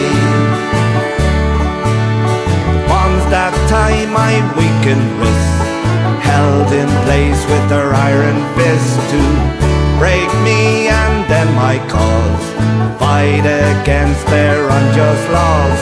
So with the last ounce of my strength, this message to my jailers sent, that I will fight those still intent to keep my land enslaved. I scratch my name upon the whitened wall, in awful, shaky, nervous scrawl. Bobby Sands was here, I wrote, wanted to leave this world and knows that I was sane and not to blame. These were my words just to testify. Should this be the last place that I lie? Should it be in this H block that I die? I prepare for final sleep, pray to God my soul he'll keep, and those I have held so dear shall forever with me be. My final hours in this dark cell, to my comrades I now bid farewell. Hope our pain was not in vain, we will overcome. I scratch my name upon the whitened wall, in awful, shaky, nervous scrawl. Bobby Sands was here, I wrote, wanting to leave this world and knows that I was sane and not to blame. These were my words just to testify. Should this be the last place that I lie? Should it be in this H block that I be in this H-block that I die. That is Catalpa there, folks, with Bobby. That was the song there chosen by Michael McCormack from the Irish Sound podcast, who I just had on the show there now. Hold on 2 seconds, just getting this next song lined up. So yeah, cheers to Michael. Great interview, mate. Great banter as always. Now, at their Wolf Tones story at the end, I definitely do think your woman gave him the red scarf at the start, like, and she obviously wanted it, and she's bluffed him at the end. But yeah, very funny. So go and check out his podcast. It's basically a lot of what I do, only obviously he plays a lot more music and doesn't talk as much, but he'll sort of just... But go and check it out on Spotify, and I think any of your Apple tunes or whatever and stuff. So it's just look for the Irish Sound. It's well worth a listen. So on Spotify, all of his interviews that he done last year, including the one with myself, is on there. Then obviously the newer ones, the first 2 of the music shows are on there now. So fair play to Michael, and I say hopefully be able to finally meet you, mate. Like all these people that I've met, sort of became acquaintances with during the show over the years. A lot of them you do get the bump into, a lot of them you don't. But I know Michael is coming the Ballfest next year in Botany, so hopefully get to see him and his missus over the weekend, which would be great. Right, let's see a few of the comments and see what people are talking about on the show today. Sean McAteer says, what a song. Yeah, it definitely is. First time I've heard that properly as well. I know Michael had played it on his show before, and I didn't get to listen to the whole song, so I had to run it to a customer when it was on. But yeah, it's a great song, so well done to Kieran Warfield for writing that. Brilliant original song. Mary Peters, brilliant interview. Love the song choice too. John Boy McElhenney, say well done, Ro, passing the baton, showing your class again. Cheers, mate. Joseph Cooper, there's Michael himself there. Well done. Thanks so much for having me. No problem, mate. Cheers for coming on. Marty, brilliant interview. Michael McCormack, Aidan Peters, great interview. Darren Edward Harkin on Facebook says, please play Come Out to Black and Tans for Joseph McGowan. I've already played it, mate. I played Derek Warfield and the Young Wolf Tones version earlier on, special for bumpers. For any more songs you want, let me know, I'll get it on for you. Marty as well says, yep, this is a new one of me too, never heard it before. Jim McKeff, Tune Row, never heard this one before, class. Ciara Griffin, brilliant interview, there we go, you see. Graham Stewart says, on YouTube, fair play Michael, Row has got you a new follower, there you go, mate, that's what it's all about, isn't it? Happy days. So folks, listen, thanks very much to all of you for all of the the great feedback I've been getting for my new, obviously, venture. Q-Hone Artist Management Promotions. I say it's only really kicked off the last couple of months, but it's really took off a lot bigger and better than I sort of had hoped for. Obviously, with the live podcast finishing in December this year, it was sort of for me something for me to focus on getting in the next year, and sort of a bit of a sort of new venture for me to sort of keep my mind on and have something to do, and for me, it was all about just getting the word out now, and then coming next year, we're really going to give it a push. But the amount of gigs I've had so far, the amount of bands that have sort of contacted me saying, yep, would love to be involved with you. It's been phenomenal. It's really shocked me. So cheers to all the bars so far who have booked with me. So again, the West Belfast Sport and Social Club have basically given me the duty of covering all of their Sundays right getting into next year. I think it's from November this year getting into all of next year. Bar a couple of months next year, and then obviously Teresa from Pat Joe's in Ballinamore in County Leitrim, of all her Sundays covered for the rest of this year, and we're going to be starting to book up for the Sundays for their next year as well. So cheers to Teresa from Pat Joe's. I'm talking to another couple of venues again this week, so it's been great. So we'll have 2 gigs happening tonight, so we do. So if any is out and about the road, pop in and see the artists, the acts. So the first one up is in where's the poster for it here? It's going to be in the West, the West Belfast Sports and Social Club in the Falls Road there, just across from the old leisure centre. So we'll have Anton Glacken's going to be live on stage from 6 p.m. to 8 p.m. A few folk, bit of revs as well. Anton obviously is the son of Jerry Glacken. Probably made it played with the Irish Brigade way at the start, but obviously Anton does his own thing now. He's very much sort of his own sort of guy. He plays a lot of country stuff, plays a lot of sort of middle of the road stuff as well. But he's written a lot of his own songs. But yeah, I've been getting Anton a lot of gigs. So yeah, Anton's will be playing in the West this evening, and then continuing on with our Sundays in Pat Joe's in Ballinamore in County Leitrim. We'll have Liam Lappin, who's making his debut in Pat Joe's tonight. He's going to be on stage from 7 till 9. Obviously, County Armagh's Liam Lappin himself. We've had Liam on the show, very, very good friend of mine on the show. So, yeah, Liam hopefully be playing in Pat Joe's a few times next year as well, and hopefully a few more times in the West coming in next year if we can get things going. Well, so, folks, if you're any... sorry. If you're in about any of the venues, you might call in and see some of the acts there, Anton and Liam. Folks, so again, this is basically the flyer I've been posting out. So if there's any bar owners out there who are watching the show or listening, or you know any bar owners, pass on basically our name. Have a look for it on Facebook, Cuchulainn Artist Management Promotions. Now, we're mostly covering sort of rebel music, getting a bit of folk, some trad as well. But it's basically more aimed at the rebel stuff. We'll have 1-piece, 2-piece, 3-piece acts available. So get in touch with us if you need a night covered, need a slot covered, especially coming into Easter and St. Patrick's Day for next year. I've already got several bars covered for their entertainment for Easter and St. Patrick's Day for next year. So it's going at a very, very good rate. So again, cheers to everyone who has given me all the support from the start of it off. For me, it's blew my mind how well it's went. But I think maybe a lot of people just know that I've been doing this sort of unofficially for so long now. And they're probably thinking, well, listen, it's second nature to him. So, like, we're going to put our trust in him. But thank you, as all, folks. So all I can say is, like, long may it continue. And the other gig we were talking about on the last show is delighted to be bringing the Spirit of Freedom back to Scotland next year. They haven't been there for a few years. So they're going to be playing in Dundee, Coatbridge and Glasgow. So it's going to be one gig in Dundee on the Friday, one gig in Coatbridge on the Saturday, and then 2 gigs in Glasgow on the Sunday.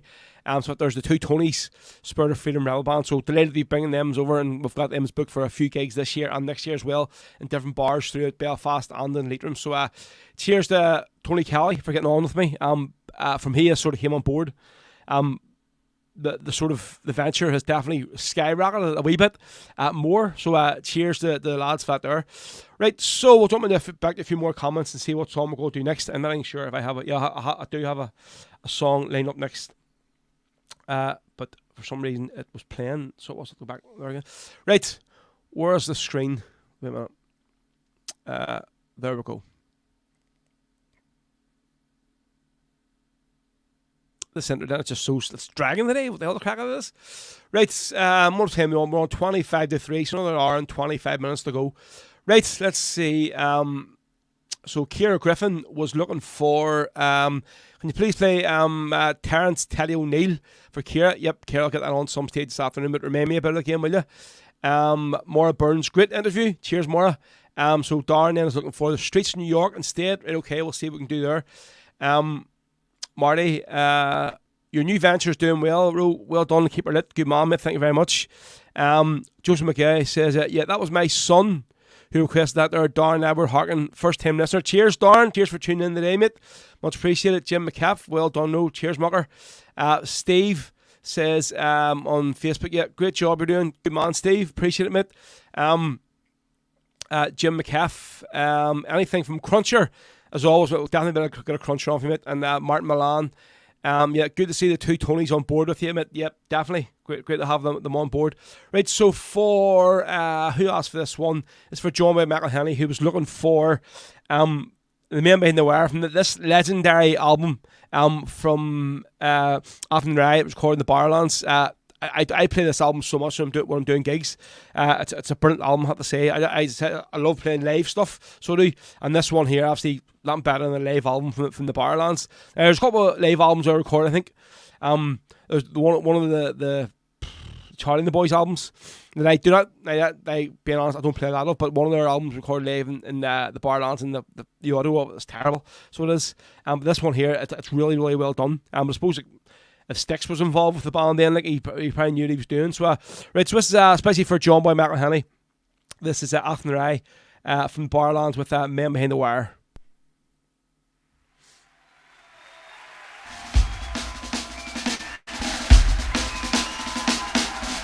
cars and tanks and guns came to take away our sons. Every man must stand behind the men behind the wire. Armored cars and tanks and guns came to take away our sons. Every man must stand behind the men behind the wire. Up through the little streets of Belfast in the dark of early morn, the these soldiers came a-rotten, wrecking little homes to scorn. Heal us all, crying children, dragging fathers from the beds, beaten sons while helpless mothers watch the blood pour from their heads. Armored cars and tanks and guns came to take away our sons. Every man must stand behind the men behind the wire. Well, we'll march behind our banner, firm we'll stand behind the men. We will have them free to help us build the nation once again. All the people step together, proudly friendly on their way. Never fear and never falter, till the boys come home to stay. Armored cars and tanks and guns came to take away our sons. Every man must stand behind the men behind the wire. Armored cars and tanks and guns came to take away our sons. Every man must stand behind the men behind the wire. Free the people, let them have their say. Free the people, let them see the light of day. A dismal dawn was breaking when they took her man away, not knowing what was his crime. Just when he was guilty of, not one of them could say what they'd think of some fitting time. He says goodbye and remember, our day will come. Free the people, let them have their say. Free the people, let them see the light of day. What does it profit him, the right to be born, if he suffers the loss of liberty? Laws were made for people, and the law can never scorn the right of a man to be free. We are the people, we shall overcome. We are the people, and we shall overcome. Free the people, let them have their say. Free the people, let them see the light of day. Free the people, let them have their say. Free the people, let them see the light of day. Release all Irish political prisoners now. The time has come. There we go. That is the sound of Athlone Ride, folks. Well, with Made in the Barlands with Men Behind the Wire. Especially ever joined by Michael Henley, folks. As you can scree. I need another glass of water here. As you can see on the screen now, folks, if any of you are enjoying the show today, please, if you're capable of it, if you're can, drop us a wee tip or donation, whatever way you see fit. You can do it by Revolut on the wee one, first one on the left hand side there at the top, or you can do it by PayPal. 2 QR codes there, the one at the bottom. Just scan your phone over it, and it'll bring you straight to 1 a.m. and you can drop us a wee tip or donation if you like what's happening here today, and you're enjoying the show. So cheers, folks, to everybody that's donated today as normal. Love you all. You know who you are, so thank you very much. Right, what else I want to do? So Martin there just said there about good to have the 2 Tonys on board with you. So I'll give it a shout out. His gig it's happening this year in the Hibernian. I'll just get rid of these here banners so we can see the full poster. Mallow Ballfest 24 in Cork. It's happening on Saturday the 10th of February 2024. Doors open 7:30. It's in the Hibernian Hotel in Mallow in County Cork. On the night it's going to be Spirit of Freedom, the Paddy Boys, Danny Goggin and the Oil Brigade. Tickets are €20, and you can the tickets are on sale now. Folks, contact Martin on the poster below. on there on the screen, or you just check it on Facebook, Mallow Ballad Fest, and send them a wee PM, and you should be able to find out about tickets for it. But hopefully at this gig, maybe not this one, but the next one, is where I'd probably maybe make my Cork debut. I know Martin has been on about getting me to up the play, or down to play at one of his gigs, so it might happen. We'll see. We'll see what happens with the next one. Right, so another gig that's happening the week before this one next year. It's actually like a weekend of gigs, of Friday and Saturday. Is this one here? That's going to be taking place. You heard me talking about the Michael McCormack there. It's going to be taking place in the Devonish Ballad Fest at 5. Going to be a massive weekend here. So it is, folks. At Devonish in Belfast. The O'Neill Alsop Memorial Flute Band, Fieldsy, Emer with a full band, the Dublin Bards, myself, DJ Big Row, Erna, Republican Flute Band, Shay Doolan, Shebeen, full band, the Oil Brigade, Ern Bra, the Rebel Hearts, Callie's Men, and the Irish Brigade. Folks, I know there is still some weekend tickets left, but go and check out patterbrowns.com if you want a ticket. I know a lot of you who are watching today are going to this here, so it'll be great to see you there. So I'm going to be hosting both nights, and probably playing a few tunes in between the acts are on as well. So cheers to Aidan for getting me involved with this here. It's great to actually see this here gig happening in my own city here in West Belfast. So that's Ballad Fest 5, folks, happening on Friday the 2nd and Saturday the 3rd of February 2014. So you can get your tickets from patterbrowns.com. There, you can buy single day tickets, or there is still some weekend tickets available. I think that's all caught up with the gigs, isn't it? I think it is. Right, another one as well, folks. You may have seen last year, we done the big gig, and I think it was in February as well, in the Carrickdale Hotel up there. So that's going to be happening again this year. As far as I know, it's going to be the first weekend in March. Hasn't been announced yet, but I know that I think they're maybe just waiting on one more band to confirm. But I know I'm definitely doing it again. So cheers to the lads for asking me and getting me on board to do it there with them. It was a brilliant night last year, so it was. So hopefully, as soon as the everything's finalised, we'll start advertising on the show for them and getting it promoted. Right, so we'll get a few more comments, then we'll go into the next song of the afternoon. So another hour and 15 minutes, folks, late today. So get your requests in for any more tunes you want. Right, so who else will have on? Right, let's see. So Joseph says, yeah, I'm shocked. My 28-year-old son is actually listening to you. You've converted him. Eddie Reid, that I'm watching on YouTube. All the best from Eddie and Anne-Marie from Wishaw and Lanarkshire. Check out our lock. You played James Conley. There's the man himself, James, Dan McClave. James, I hope you had a good night last night. You actually brought your lovely missus out for a drink for once. I know normally it's Shay dragging you home on a Sunday morning at all hours back to the house. I don't know if you've had as far as one night and had to break your window to get in. If you've lost your keys, but that's his way of making sure he comes home. He drags his underage son out with him, and obviously probably fobs him off with a few quid to sit there all night. I mean, to make sure he gets his old dad home at the end of the night. There's the man himself from over in New York, Neil Costigan. Neil, how you doing? Obviously I know you sent me a wee message the other day, mate, and everything isn't positive. It's not great for you at the minute, but and your sort of tests and stuff haven't went as well as you'd hoped. So Neil, all I'm saying, mate, is we're thinking of you and all your family, and keep strong, and our prayers are with you, mate. Just stay strong, and just hope you can fight this here. I know there's lots of messages coming through for you from people asking how you're doing. Eamon Malley is looking for Father's blessing. Not a problem, Eamon, we'll get that on for you at some stage. Martin Milan says, yep, we will have you down for 2025. One bud, looking forward to it. Happy days.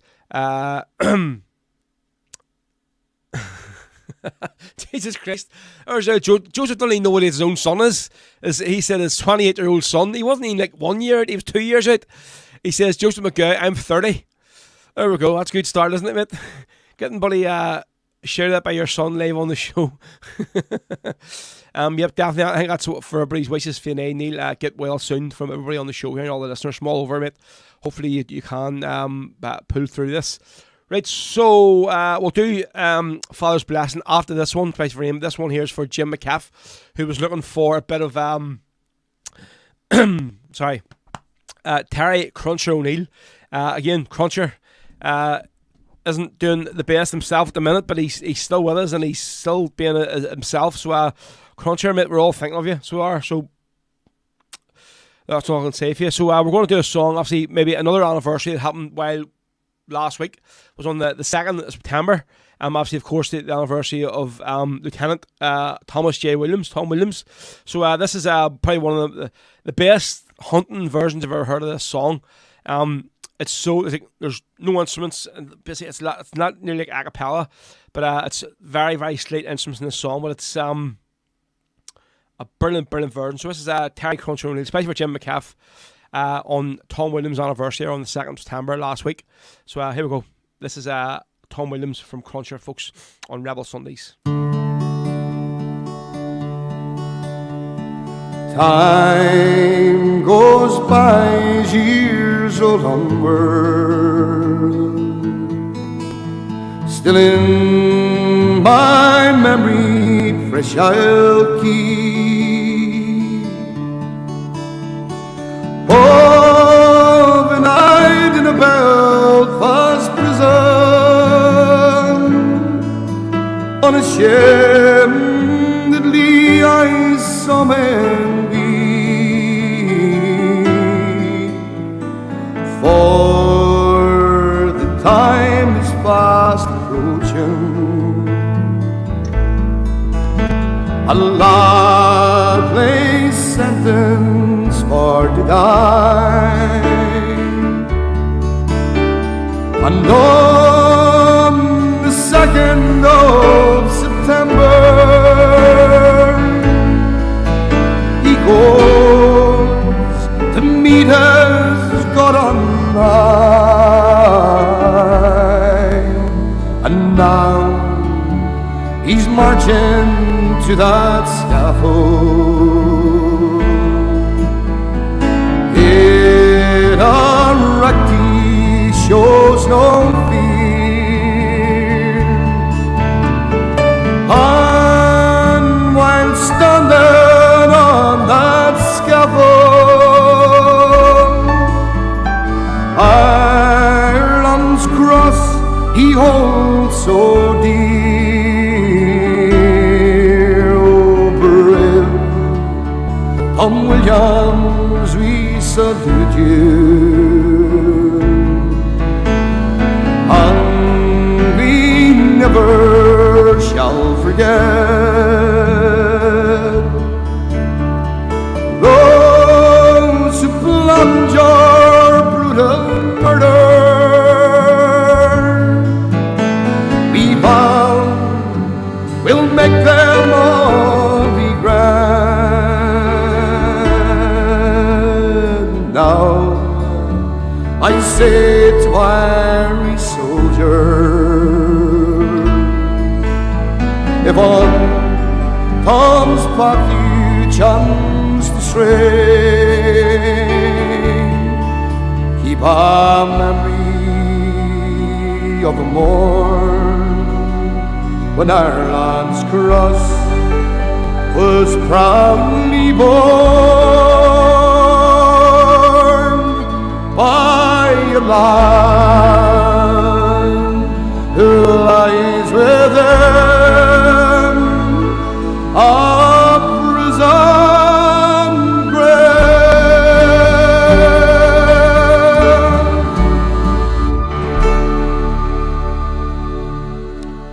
What a voice, what a song there. So that was the legendary Terry Cruncher O'Neill there, folks, with the Bottle Tom Williams. Tom's anniversary was last Saturday, so it was the 2nd of September.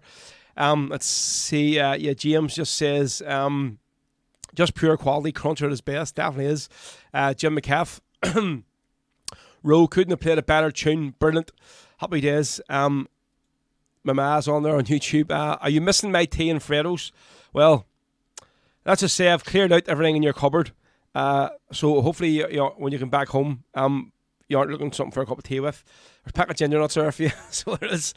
But yeah, I didn't think I won through. Maybe should have thought they aren't at home. I should bring it down at least a wee cup of milk or something for a cup of tea for myself. But listen, to a pint of water here, I'll have to do me so it will. But listen, hope you are having a good time on the holiday.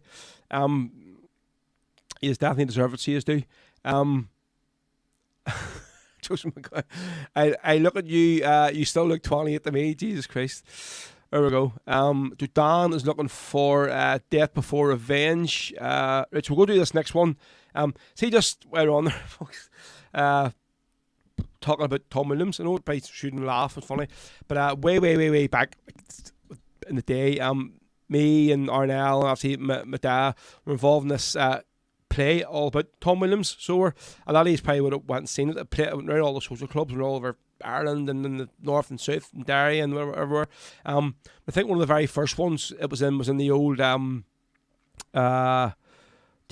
Peter Pan. Upstairs in the Peter Pan complex in Springfield Road, so it was. So there's the guy who played like not the judge, but he played like I think he did play the judge, did he actually? He called him Popeye. That was his name, right? This old boy, and but he was just constantly painting and drinking while the show was on and while the break and all whatever.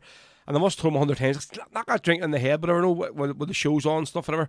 But there's nights he would have landed in piss, the fart, like, whatever. And so there was this, like,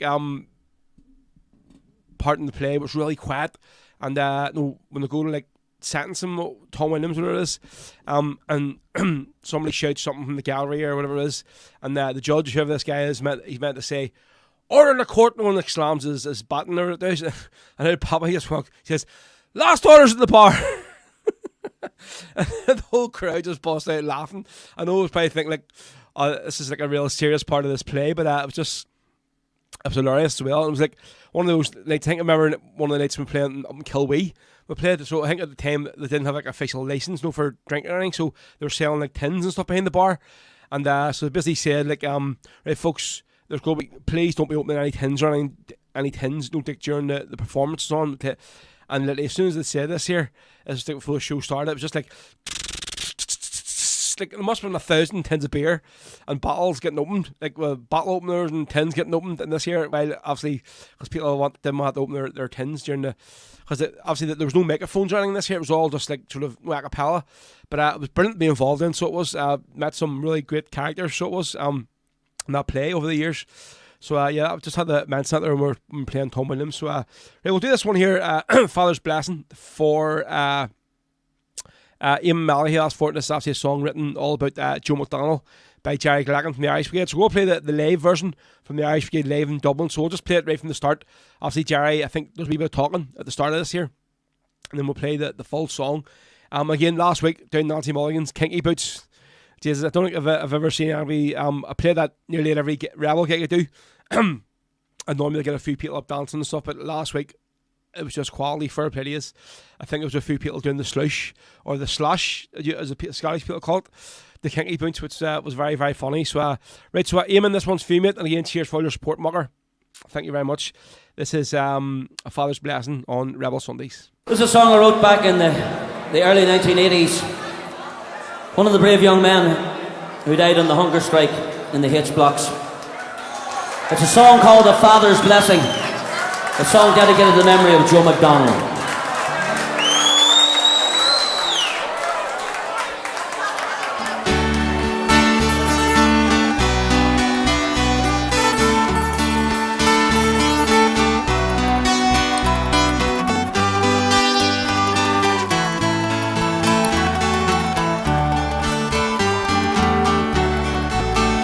Children's laughter, children's tears, childish joys of childhood years, fondest memories of our once happy home.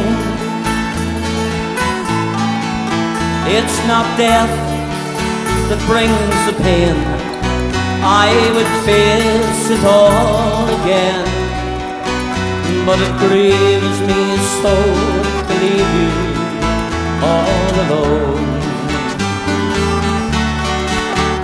Do the wee ones still sigh when they hear their daddy's name? Do they sadly ask you why I won't be home again? Oh, how hard it is to know I'll never see my dying bring for them a better land. May they never know the fears that have blighted my young years, nor the shackles that have bound my native land. May they see the joy of life and not cruel civil strife, foreign laws imposed by brutal strangers' hands. Do the wee ones still sigh when they hear their daddy's name? Do they sadly ask you why I won't be home again? Oh, how hard it is to know I'll never see them grow. Let my dying bring for them a better land. May they grow in love and truth.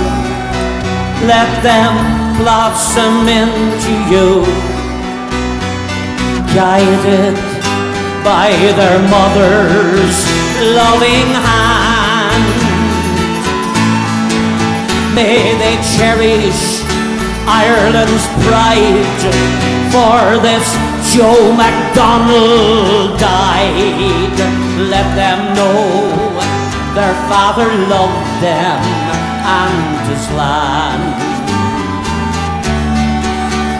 Do the wee ones still sigh when they hear their daddy's name? Do they sadly ask you why I won't be home again? Oh, how hard it is to know I'll never see them grow. Let my dying bring for them a better land. Let them know their father loved them and his land.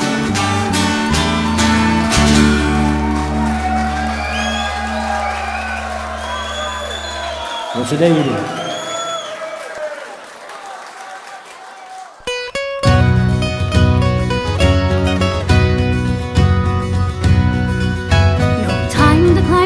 Or to hurl or to dance. Growing up in the 70s was given no chance. Your parents worked hard to buy their own home, to raise a family, watch the roots grow. Sadly, comfort and safety was too much to ask for a Catholic family in loyalist Belfast. Cruel life, watch your young sisters beaten, your home petrol bombs, see your mother's heart breaking. Your brother took a job in the shipyard in town, bullets in his lunch from those loyal to their crime. Murdered for his creed, didn't come home that day, for turning up to work, what a price to pay. Brave Teddy O'Neill for Ireland gave all, for justice and freedom you answered her call. Your name is engraved with our patriots true. Terence Teddy O'Neill will not forget you.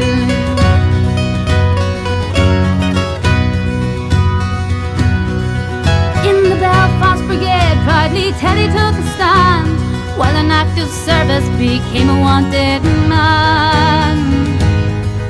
Our fearless freedom fighter with a heart made of gold, his seeds of freedom blossomed as he watched his daughter grow. He jumped out a window to escape from the raid. The Brits fired after him, they wanted Teddy dead. Finally captured after 5 years on the run. Interrogated and tortured, they couldn't break our son. We're letting you out to kill you, the RUC did sneer, but Teddy held his head up high, though he knew his time was near. Summer in Belfast, when rose petals fall, police open fire with no warning call. Brave Teddy O'Neill for Ireland gave all. For justice and freedom you answered her call. Your name is engraved with our patriots true. Terence Teddy O'Neill will not forget you.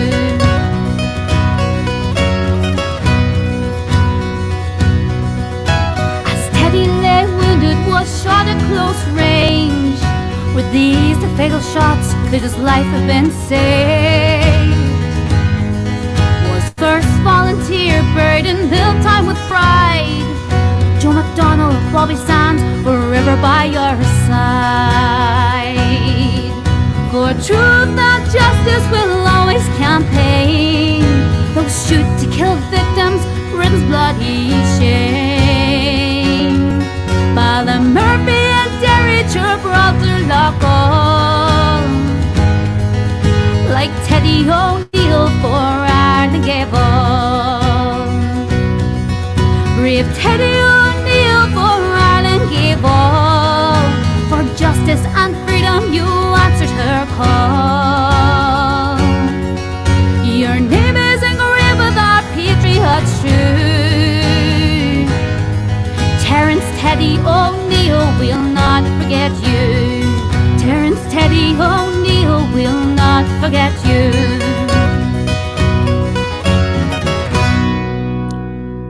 That's Emer there for you with volunteer Terence Teddy O'Neill, especially for Ciara Griffin, that one. So it is, and beforehand we had the Irish Brigade, Emer's dad, and the band there with A Father's Blessing, especially for Eamon Melly. Right, what we'll have another hour to go here for you folks. Right, let's see what is there all saying. Joseph McGay. Road, please play Kieran Murphy, 10 Men Dead. It's on YouTube. I know you'll love it. I'll see if I can get a wee listen to it, mate. Let's see, there's the woman on. Anne-Marie, what's the crack today? You're only on late today, so you are, Anne-Marie Barkley. Of course, listening from God's country. Right, so the clerk of the court in that there Tom Williams story here was Popeye Rooney. So it was him that slammed the baton down or told people to be quiet instead of saying order in the court. He said last orders at the bar. Peter Johnson on YouTube is looking for Aidan McAnespy. Right, we'll see if we can get that on for you. Yeah, just busy loads of people after wishing Neil Costigan the very best. Neil, so again, mate, we're all thinking of you. Hopefully you can pull through this. Right, so who was looking for Death Before Revenge? I seen it in there. So Dan Breen, I was looking for Henry, mate. So the one that's spicy for you, muckers. What is this? We'll do this is Alan Quinn's EP. What's actually the EP called? We'll raise up our hands. This was like a 5-track Alan released on over lockdown. We actually think it came out on CD. I think he just released it on like a audio file, and you were able to buy the file. But I was quite happy to pay for it and download it. It's a couple of great songs. So Henry, this one's for you. This is Alan Quinn here with the Battle of Death Before Revenge on Rebel Sundays. In the last hour, folks. Want any more tunes you want? Any more requests? Get them on. We'll see if we can fit them in this afternoon.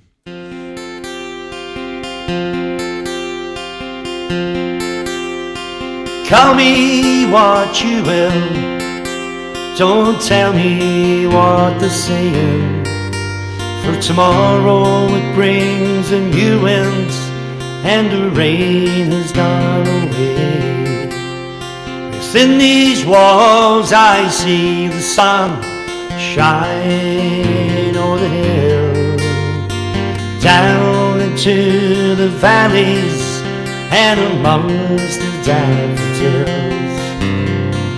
When this war is over and I see your face again, then I will tell you of the warriors who put death before revenge. He here we starve in prison to support our fellow men, with only a woolen blanket and a crucifix in our hands. Bitter screws harass and give us hell, our spirit being cannot break. Hold your chin up, lad, keep marching on, we don't think she'll leave it so late. And when the war is over and I see your face again, then I will tell you of the warriors who put death before revenge. Oh, Bobby was the first to go, and Francis close behind. Her people streamed onto the streets. To have faith was not a crime. Faith is what those men had when they chose to join the fight.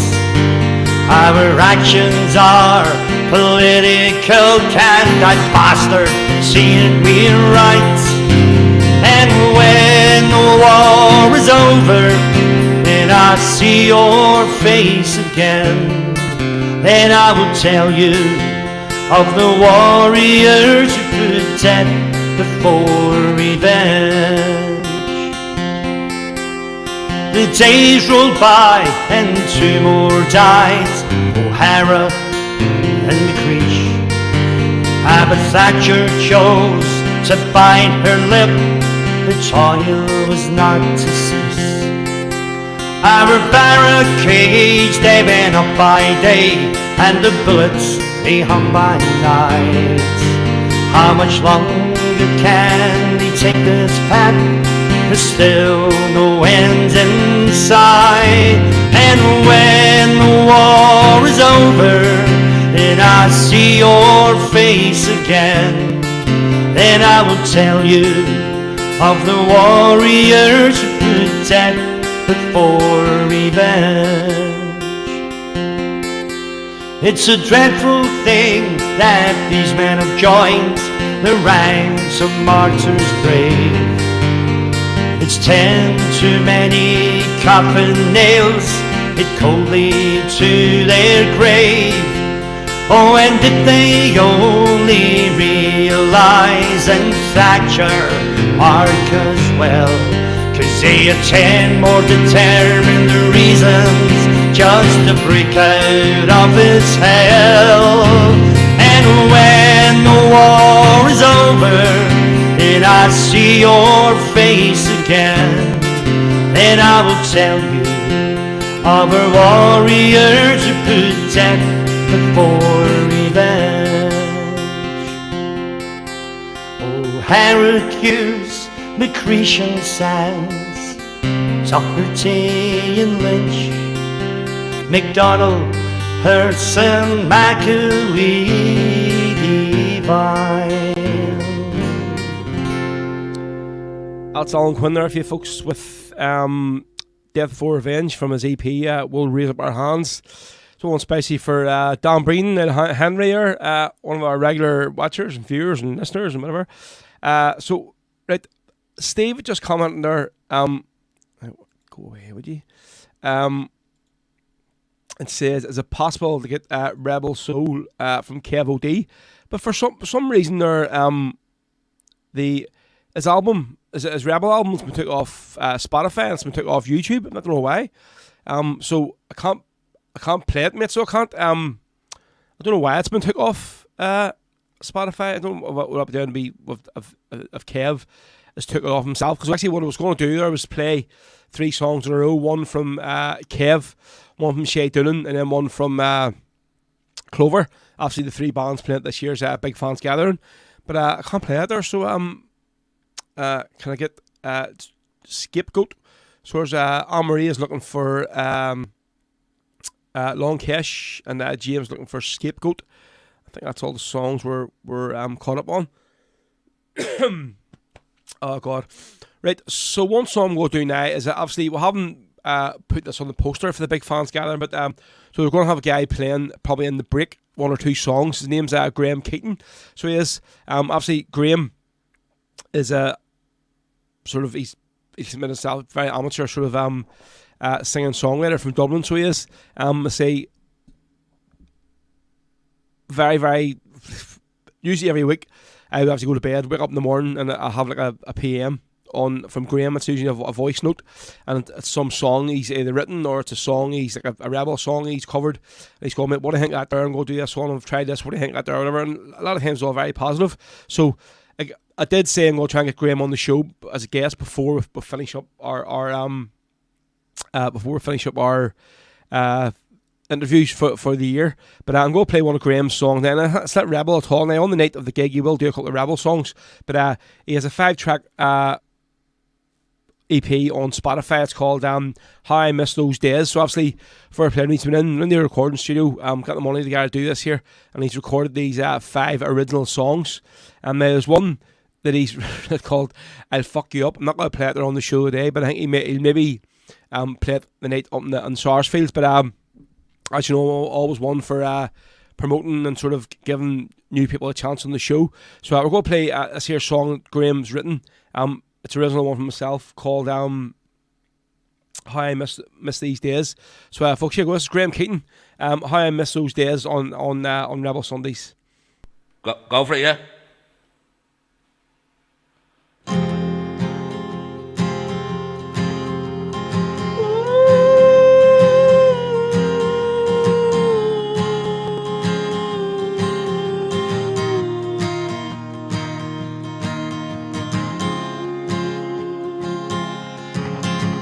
I love to think about those good old days, getting chased by the police every day, for doing what kids do, it's okay.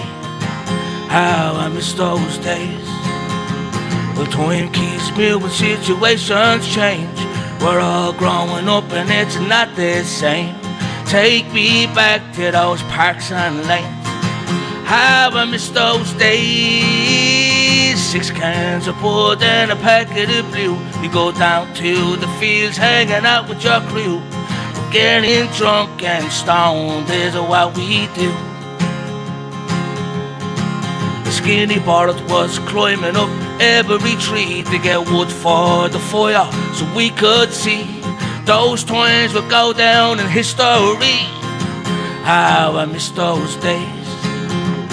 Taking me back to when I was killed.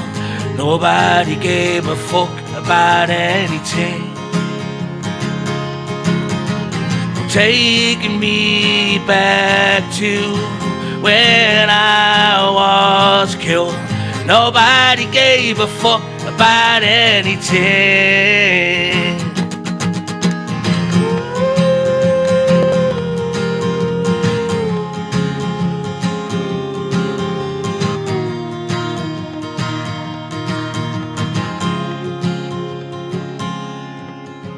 I love to think about those good old days, getting chased by the police every day, for doing what kids do, it's okay.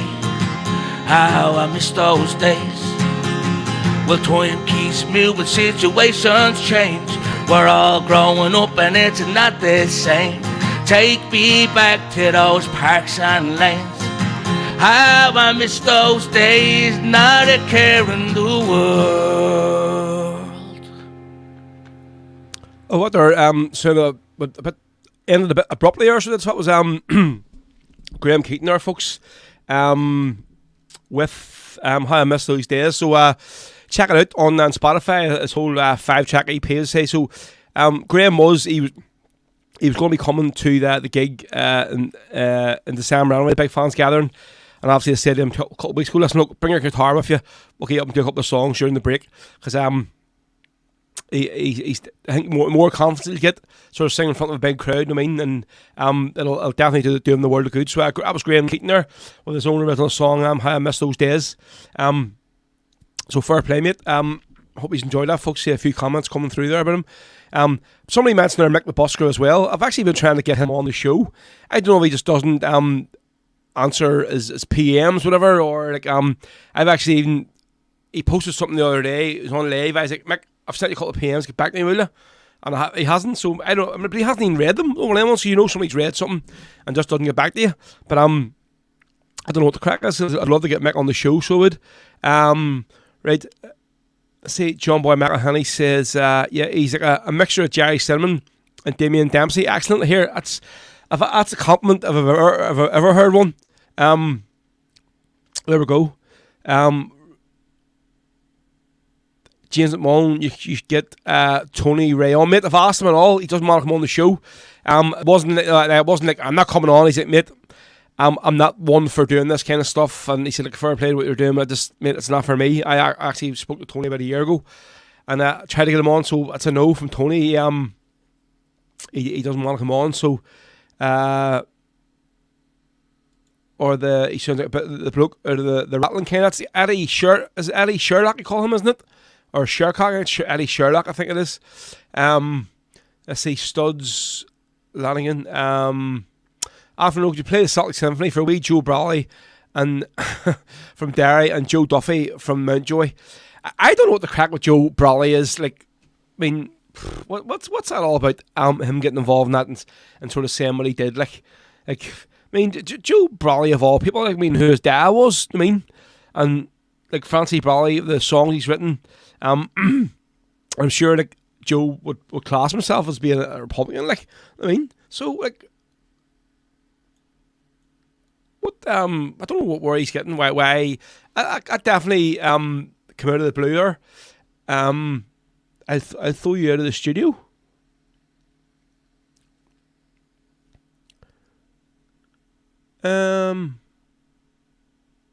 Wait, what do I do now? I'll throw you out of the studio. What do I do? I like Joe Brawley, but disagree with what he said. Definitely as well. I mean, a lot of the stuff Joe says, I've heard him in a lot of podcasts and different interviews, and he doesn't mince his words. He does like he says it how it is, and like, especially within GA, and he sort of outs a lot of people and says the right things. But I just don't think he should have been backing up Joe Duffy there, like at all. Like that whole thing happened there was a bit bizarre. Right, Anne-Marie was looking for Long Kesh. So what we'll do is actually play this here. Probably the best version on my laptop app here of Long Kesh is from the same album of Alan's that I played there, Death for Revenge. So Alan Quinn, you've had 2 songs on the show today, mate. There you go. Send the check in the post. So Anne-Marie, this one especially for you, and this is Alan Quinn with Death for Revenge here in Rebel Sunday. It's down to the last one. There are 40 minutes to go for you folks. So I haven't played your song yet. Put it back in the comments and I'll see if we can get it on. Cheers. There's a place just outside Lisburn. It's a place that's known to few, where a group of Irish rebels are held by Faulkner's crew. They are forced to live in cages like the inmates of Bellevue. But the spirit of 1916 will always see them through. The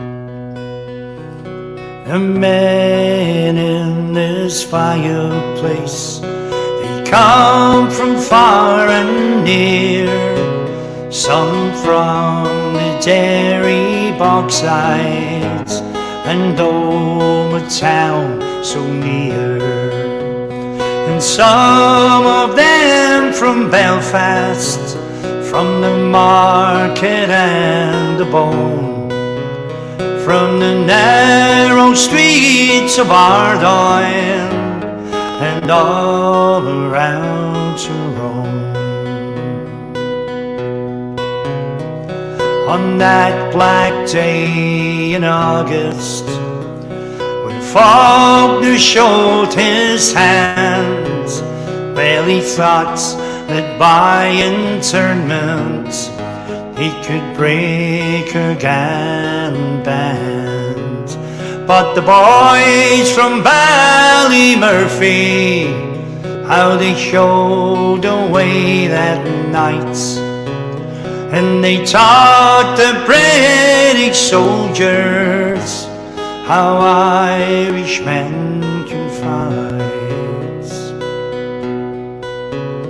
Long Kesh has shown to everyone the system it must be broke, or down the New Lodge and the Falls will see the system choke. And no more the Special Powers Act, the fiends they will invoke, and Long Kesh will be the youth stone on which the system broke. A word now, Irish people, no matter where you are, just remember our brave rebels in Long Kesh this year. And by civil disobedience or any other way, let's make a stand until the day each one of them are free.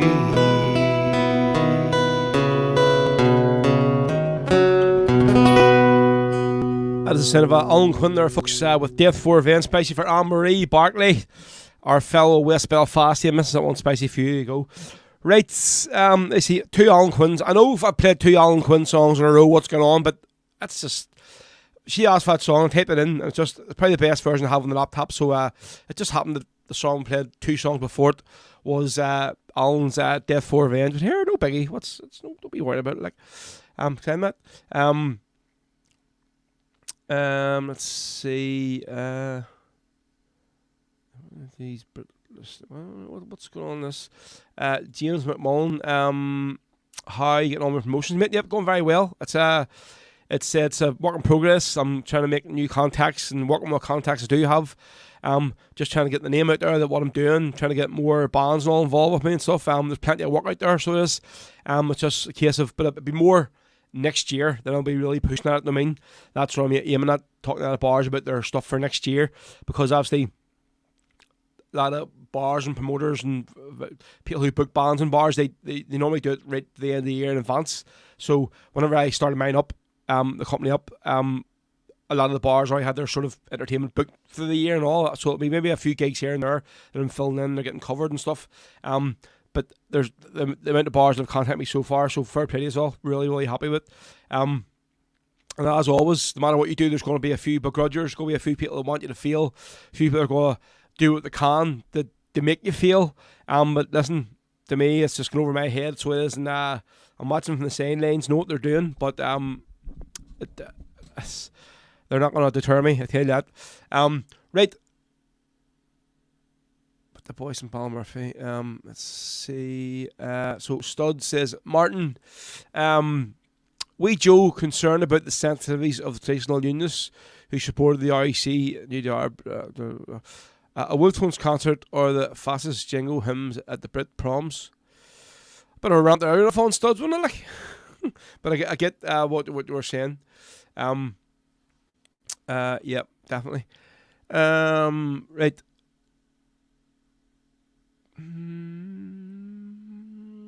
So Sydney, yep, thank you very much. What's this one he sent? Joseph McGuy says, yeah, loved Joe's story as a kid. Stopped by a Brit's mother was a school teacher. Dad in the run, 70s, checkpoint. Cop says, we know your husband address. Joe's dad. He knows it as well. Yeah, I think there was an interview he done with the Joe that I hear from. It was very, very funny podcast. A couple of cracking stories about the GAA days and his days of playing. Sort of like the inter-county football as well. It was good to check that out. Right, so next one we're going to do here, we're going to do a bit of Shay Doolan. Shay, of course, is playing at our Big Fans Gathering in December. Out of all the tracks on his album, Take Me to Your Paradise, this one here, Walking Up the Gallagher, it's definitely it's the one that gets the crowd going the most. game played last week in Nancy Mulligan's, and just the place was bouncing, as you've seen the video. So this one is spicy for all the Celtic fans out there, and maybe for the Rangers fans as well, if any of us are listening today. All says, just keep Mick Beale around for another way longer, although I don't know if he will or not. I'd sense before this year international window was gone, he will be gone, so he will. Good afternoon, Ro. What's crack? Feed the bear, how you doing?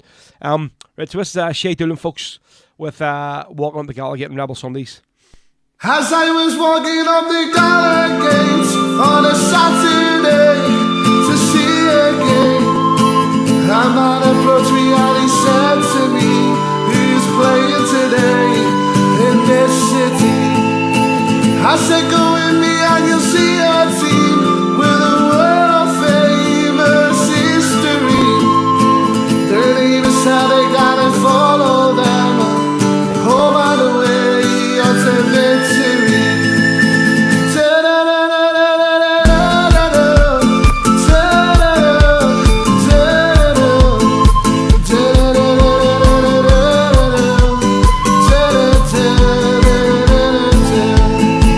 As I was walking up the Gallagate on a Saturday to see a game, a man approached me and he said to me, who's playing today in this city?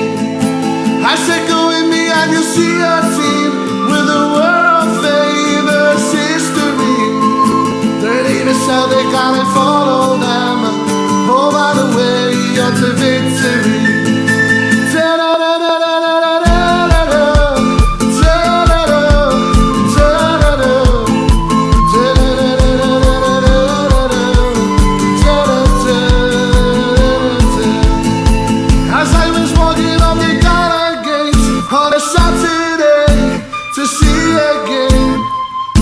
Approached me and he said to me, who's playing today in this city?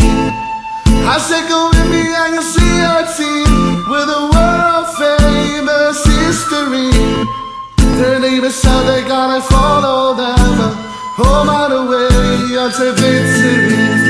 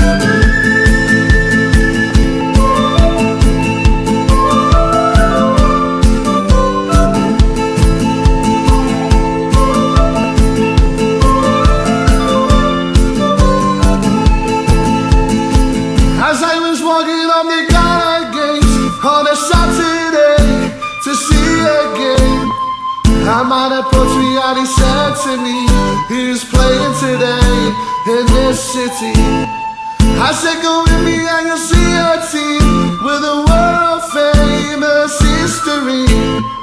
Their name is how they gotta follow them home and away unto victory.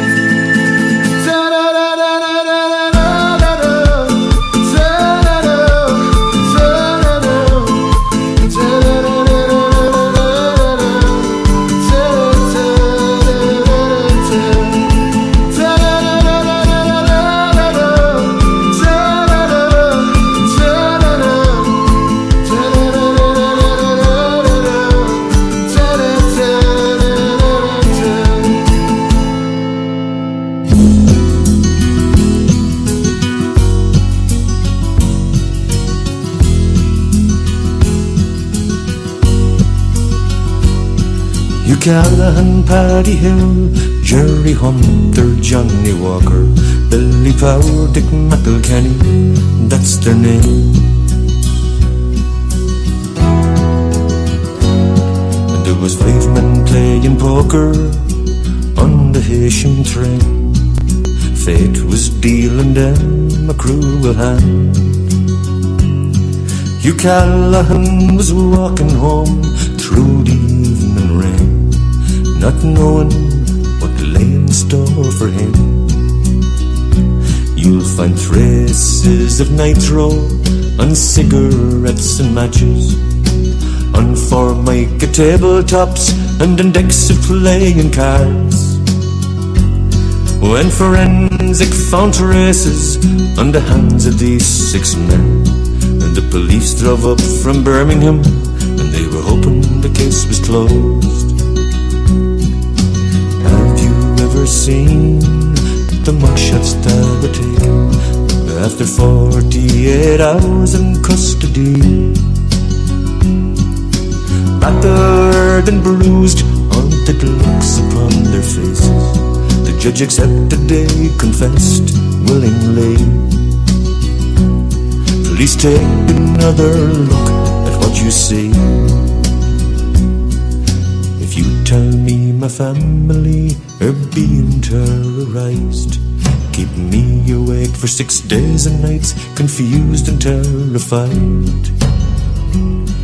In the lonely dark of night, I'll swear the black is white, if you let me just lie down and close my eyes.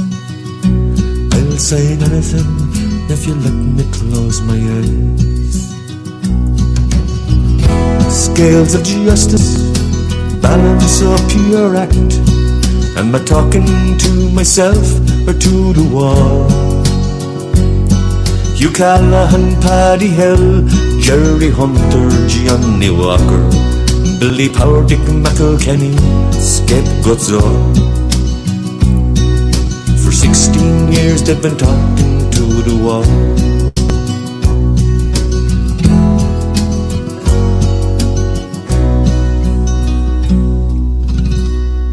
That's Christy Muir, folks, with Scapegoats.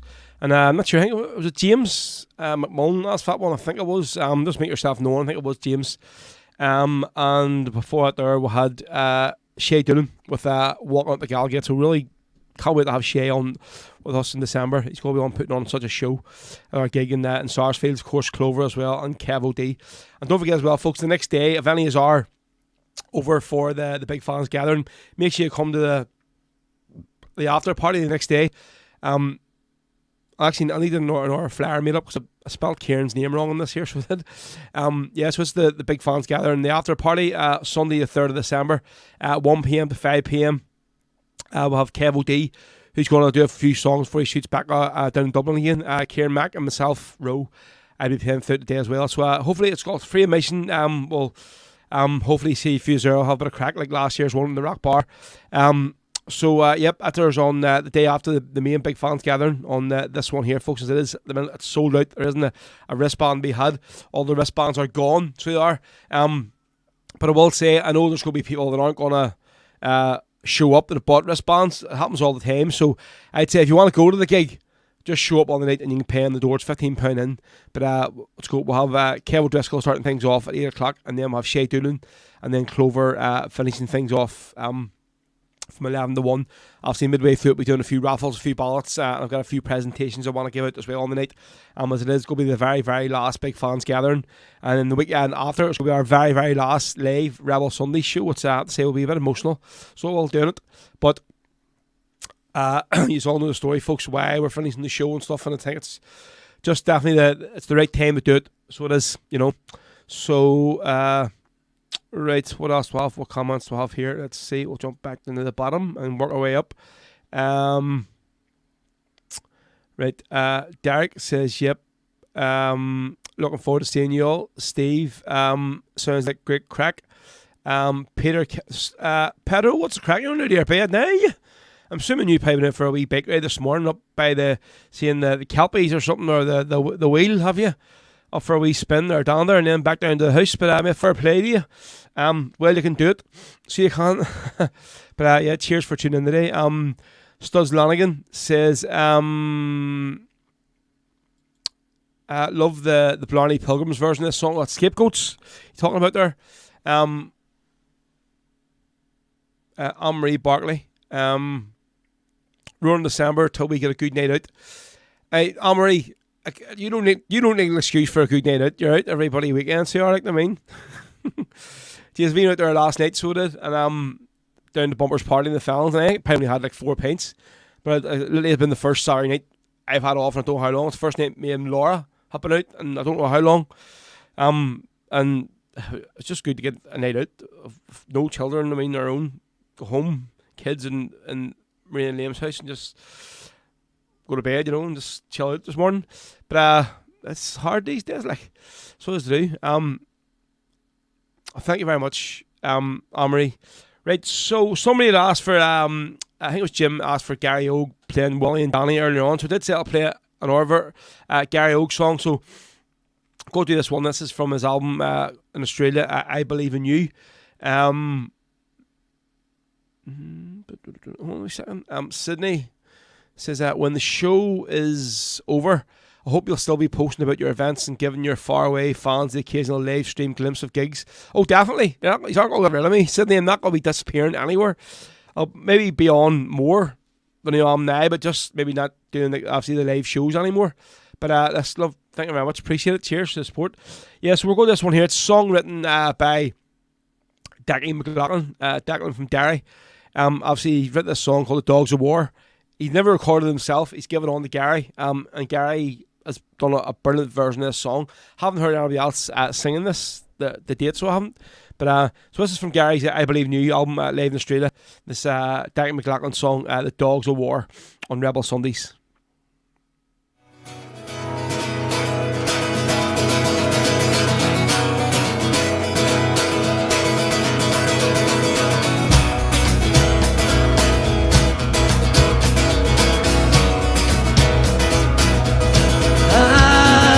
Tear gas burns the eyes of the children in the war, and the lords of mass destruction rub their hands and call for more, and the never-ending line of murders plan to seat inside their heads, and they take the place in the line of war for which they have been bred. And the dogs of war, and the dogs of war are gone.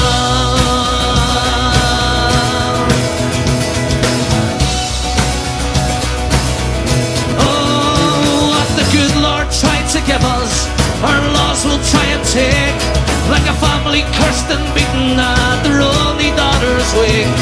And the words of mass collusion take the place of liberty, and blind the eyes of the learned men so the nation cannot see. And the dogs of war, and the dogs of war are gone, and on, and on, and on, and on, and on, and on.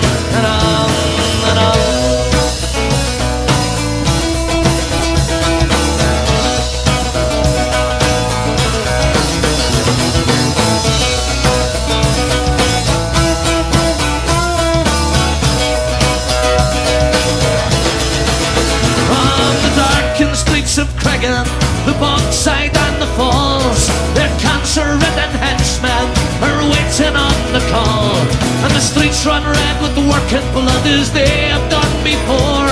But we cannot call on the learned men, for they can see no more. And the dogs of war, and the dogs of war are gone.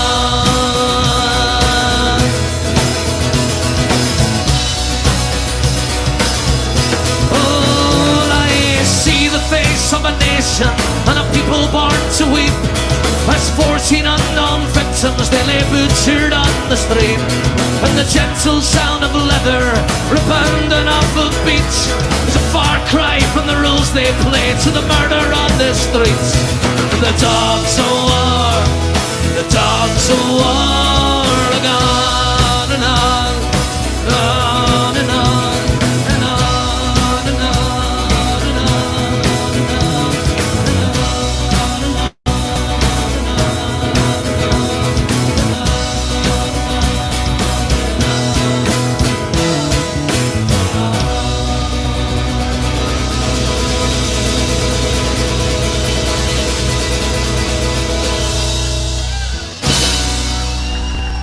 It's called The Dogs of War. Class. That's a Gary Ogue, folks from Australia. From his album. It's called I Believe. Hold on a second, I'm not going to play that one as well. Yeah, it was from his album I Believe in You. The video wasn't on me there when that song was playing, but to see any time, I love the way the guy is doing the drumming in that song. I'm sitting here in this chair just like smacking the I just love that song. I think Sydney here says comments about after I think she must have been referring to this here song. Let's see. Let's see. I love when people aren't afraid to be a little rough on their guitars. They can take it. Like, see if you've seen Gary Oak's guitar. Like, you would think this thing was in a museum. The thing is falling to bits. So does like this guitar. Every single gig, he must break, I think, about 2 or 3 strings. When you probably look up the top where he changes the strings, it's like it looks like a wire wool all coming out with it's where he's changed the strings. He has a bag constantly just full of guitar strings. He's always obviously breaking them, but I think it's more to do just because the way he plays. The way he strums, it's just like.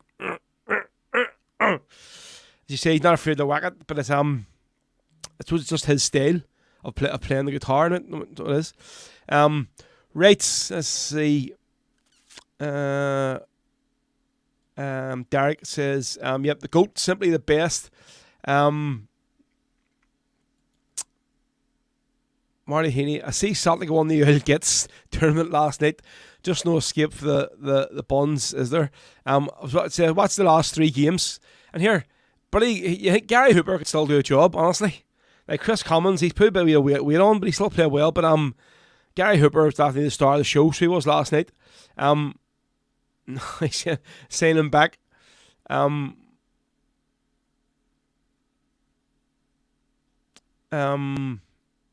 Like a what? Do you mean like a Brillo pad? Or a brilliant pad? Is that what you're talking about, Jim? Right, what are we going to do next? We'll do a bit of Spirit of Freedom. It's the 2 Tonys, Tony McNally and Tony Kelly, with the Botany Bay. Here we go.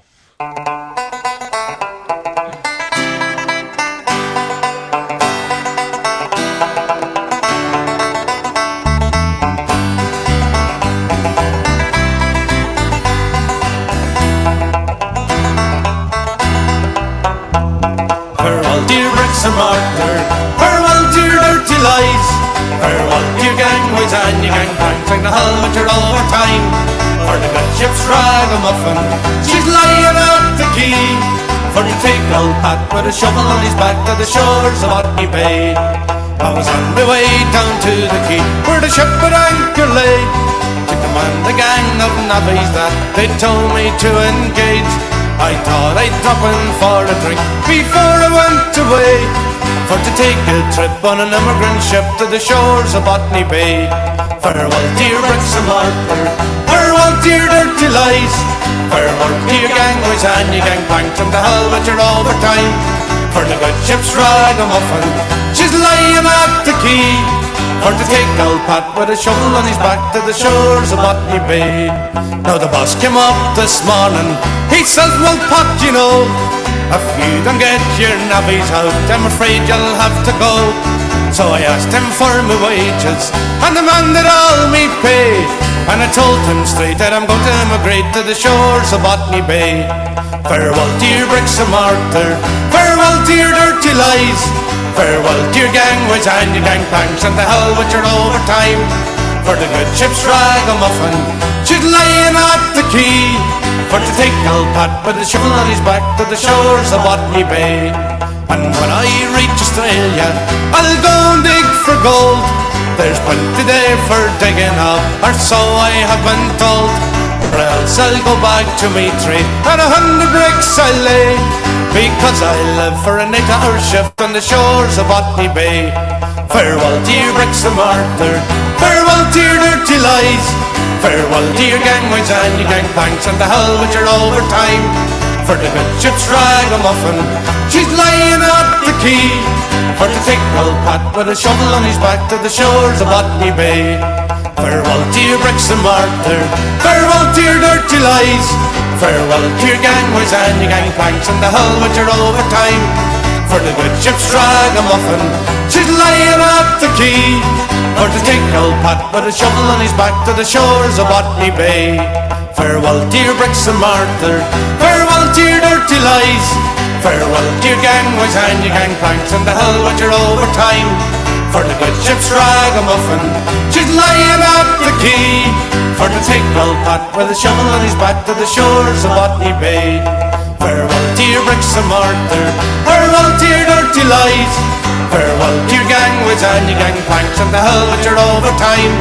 For the good ship's ragamuffin, she's lying at the quay for to take old Pat with a shovel on his back to the shores of Botany Bay.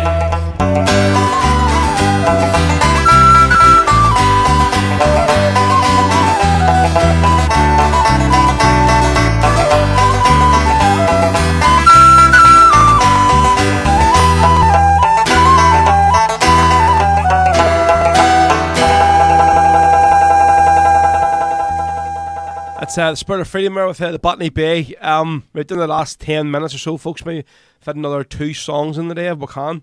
Right, so let's see. Sean McNally. How you doing, Sean? Row Any Chance of McCoy and Grew by Spirit of Freedom. Not, I don't have 10 to fit in the day, so I don't. But definitely get on the next show if we can. John Boy McElhenney. Any chance of your dad giving us a tour of the Raleigh McCorley Heritage Centre on the Saturday in December? Cheers, mate. Well, here I'm sure that could be arranged. If there's enough people. I don't think he normally works on a Saturday, so he doesn't. I think it's only midweeks, but I'm sure it could be arranged. You know what I mean? Because there's no better man to do the tour up there with. So it probably, I think the way you have to do it is either book on the website or something. Or maybe look and see if we'll get like a group booking or something, and find out who you all want. Obviously, if people are going to be up, most people are probably coming on the Friday night or anyway, so they're going to be about in the Saturday morning. Now myself, I'm going to be pretty busy most of the day getting the hall and all ready and stuff for the gig on Saturday night. But I'll definitely speak to my dad and see if there's some way we can do it where we can get a group booking organised for laddies. They'll all go up there and see the museum. That shouldn't be a problem. Let's see. What are you on about, Marty? He says, Jim McCaff, is that Rose Stubble or Gary Oak strings? Listen, mate, I'm quite comfortable with this here. So it'll be gone tonight. This is my limit of stubbleness. I know I was expecting a few people to have a bit of a slag day. Oh, fuck, there's the beard coming back and all whatever. But no, definitely that phase of my life was as well gone. It won't be coming back anytime soon. So it won't be. Danbury. Great show, great interview. Cheers, thank you very much. James, yep. If your dad we'd be well up for it. What's this? What about these IRFU dicks refusing to play around the VM before the games? Bloody disgrace. They all suit Ulster players. Well, mate, to be honest, I'm probably of the group that'll say I agree with it. So do. I know you can probably say it's Ireland team. It's it. I mean, so playing around the vein beforehand. But I mean, when was the last time like Ireland played around the vein at a rugby match? It's always been that bloody Ireland's call. Do you know what I mean? But I suppose you have to look at it. There's probably a good chunk of the team is players from Ulster. Do you know what I mean? Who you obviously wouldn't see around the vein as their national anthem. But then again, you could probably look at the Northern Ireland soccer team and say obviously there's a lot of Catholics there who play in the team, and they are sort of forced to stand there and listen to God Save the Queen or God Save the King, whatever it is now. But it's a tricky one. Do you know what I mean? I think it's obviously you look at the IRFU, they're trying to be like here not to offend no one and stuff, whatever, and all this here. But then again, I suppose you look at it on the biggest stage, they're saying the World Cup, like where Ireland have a massive chance of winning it. Do you know what I mean? And instead of saying like, around the vein, they're singing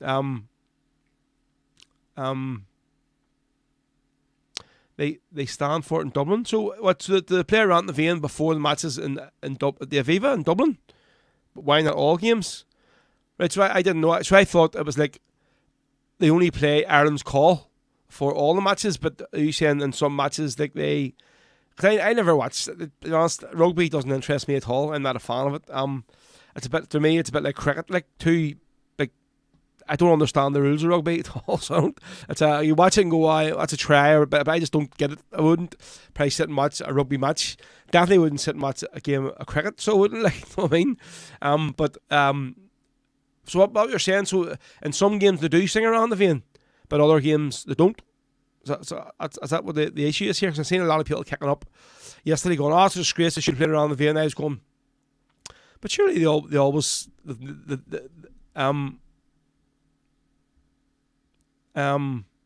no, Ireland's Call, then anthem. Oh, so what do they do? They play the Ireland's Call and then they play around the vein. Is that what they do?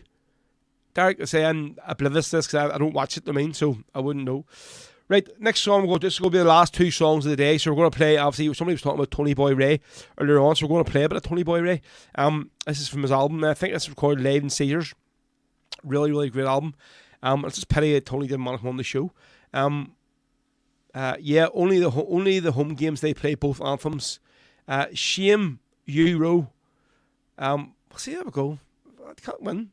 Right, yes, okay, well, I didn't know that, so there you go. Alright, right, just Tony Boy, when he starts singing this, this is the song we used to call the Shebeen song, probably because Shebeen always start off they're set with the Sam song, but I have to say Tony does a great version of this here. So it's from Tony Boy Ray's live album. This is the Sam song, folks. Second last song of the day. Here we go. This next song I'm going to do is a song we used to call the Shebeen song.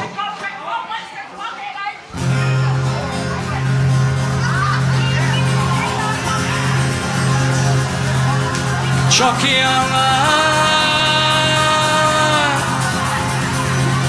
outside of the rock, sun the sails in the sky. Chucky outside of the rock, sun the sails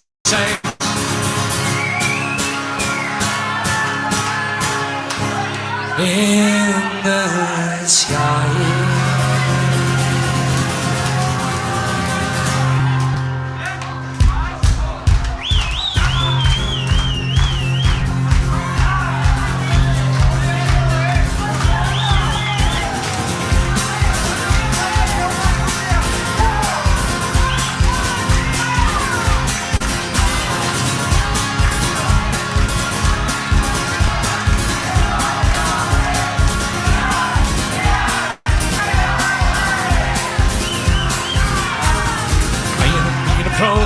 For 15 years or more, Marmalade and Butterball, I thought I knew the score. Now I've got a weapon never used before. The Brits are getting worried, and I'm going to worry more. Chucky and sing up the rock, up the rock, up the rock. Sam the sail in the sky. I started out with petrol bombs and throwing bricks and stones. 100 more lads like me, I never was alone. Soon I learned that sticks and stones won't drive the Brits away. It wasn't very long before I joined the IRA. Jockey and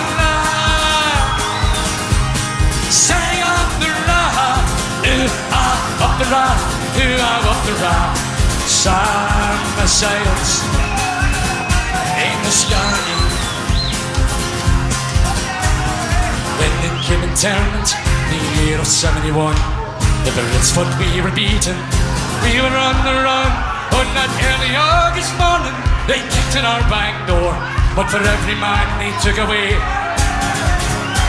they missed 100 more. Jockey and sang up the rock, Ra, of the Ra, sun the sun in the sky. Expenditures in the cages, time to think and plan. Oh, they love to wear, boy, I won't turn a man. There's only one thing that I learned while in that cell I lay. The bullets will never leave us until they're blown away. Jockey on la, setting up the ra, up the ra, up the ra. Sun the sail in the sky. And through the days of hunger strike, I watch my comrades die. In the streets of Belfast, can hear the women cry. I can't forget that massacre at Friday at Lockgo. I salute my fallen comrades as I watch the chocolates fall.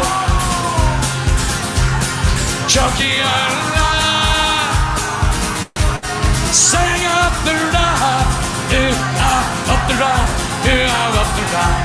Sun the sail in the sky. Jockey Allah, sing up the ra, up the ra, up the ra. Sun the sail in the sky. Sun the sails in the sky.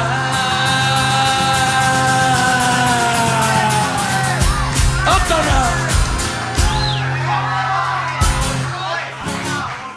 Yes, Tony, up the ra indeed, as Nigel Farage would say, up the ra, up the ra.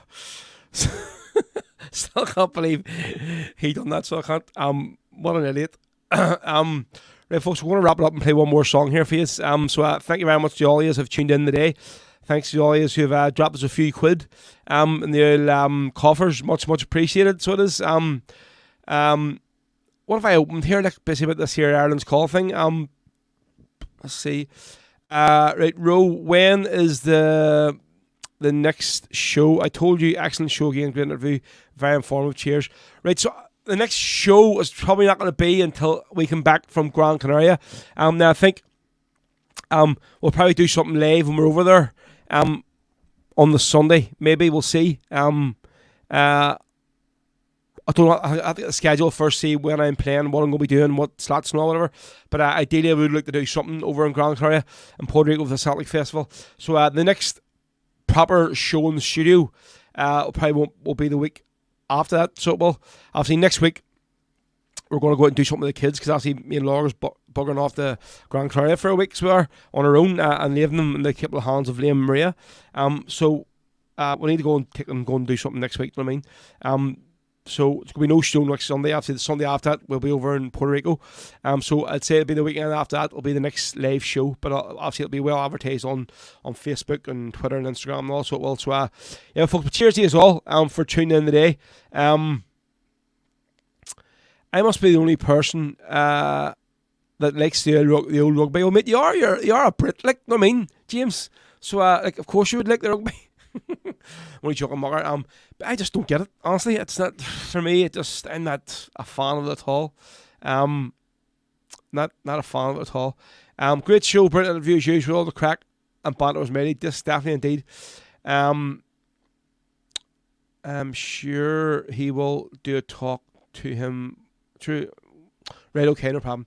Right, so folks, yeah, I'm going to finish up with a song here. Now it's not rebel at all, it's probably more Irishy, but actually heard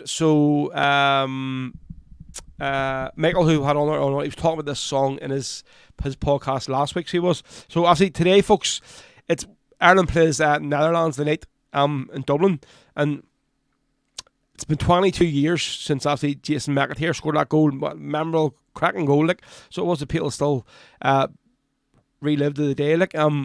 We played Holland at the old Lansdowne Road, but I think we have a very, very, very, very slim chance of qualifying for this tournament next year. But here, fair play to Scotland. All I can say is hands up, well done. Steve Clark, brilliant job was done here. Fair play to them. They're on an unbeaten run. I think even if they don't win during the week, they've qualified for the tournament, so fair play to these. But I think maybe after this tournament, Stephen Kenny's days could be numbered. Like, but then again, you look at it, you just don't have you can have the best manager in the world, but if you don't have the players at your disposal, what can you do? But then again, it could be coming in the new year with even Ferguson coming through. Obviously, he's missed these next 2 games because he's injured, but he's could be a star of the future for Ireland, definitely. So we're going to finish up as it is an international day, folks. Obviously, with Ireland playing Holland today, we're going to finish up with Christy Moore from his album Live at the Point. Joxer Goes to Stuttgart. Just love this song. I try and play it as often as possible. Play it at the odd gig as well. It's very, very funny. So it is. And like, no matter how many times I've heard this song, but see every time he says until Ray Houghton got the ball and stuck it in the net, and the crowd all cheers. Shivers just go straight my back every single time. No matter how many times I hear it in the bar or whatever, hear it in the car radio, just every single time, I just get a big shiver just because of the way he does that song. So we're going to finish up. This is the very, very last one of the day. So good luck to Ireland against Holland tonight. They're going to need it, I have to say. But this is the last one of the day, folks. This is Joxer Goes to Stuttgart on Rebel Sundays, and I'll see us. I don't know when I'll see us again, but it'll be in a few weeks' time. Obviously, because I've explained to you why, but I'll post up, don't worry, on all the social media pages when the next show is going to be. So see us again, folks. Enjoy the rest of your day, and if you haven't donated today, please do. You still can. Drop us a few quid. We much appreciate it. So everyone that has donated a few pounds, thank you very much. See us again soon. Thank you.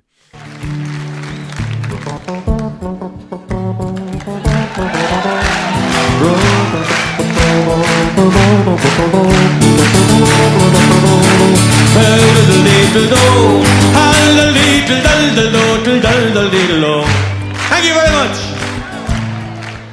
It was in the year of 88 in the lovely month of June, when the gadflies were swarming and dogs howling at the moon.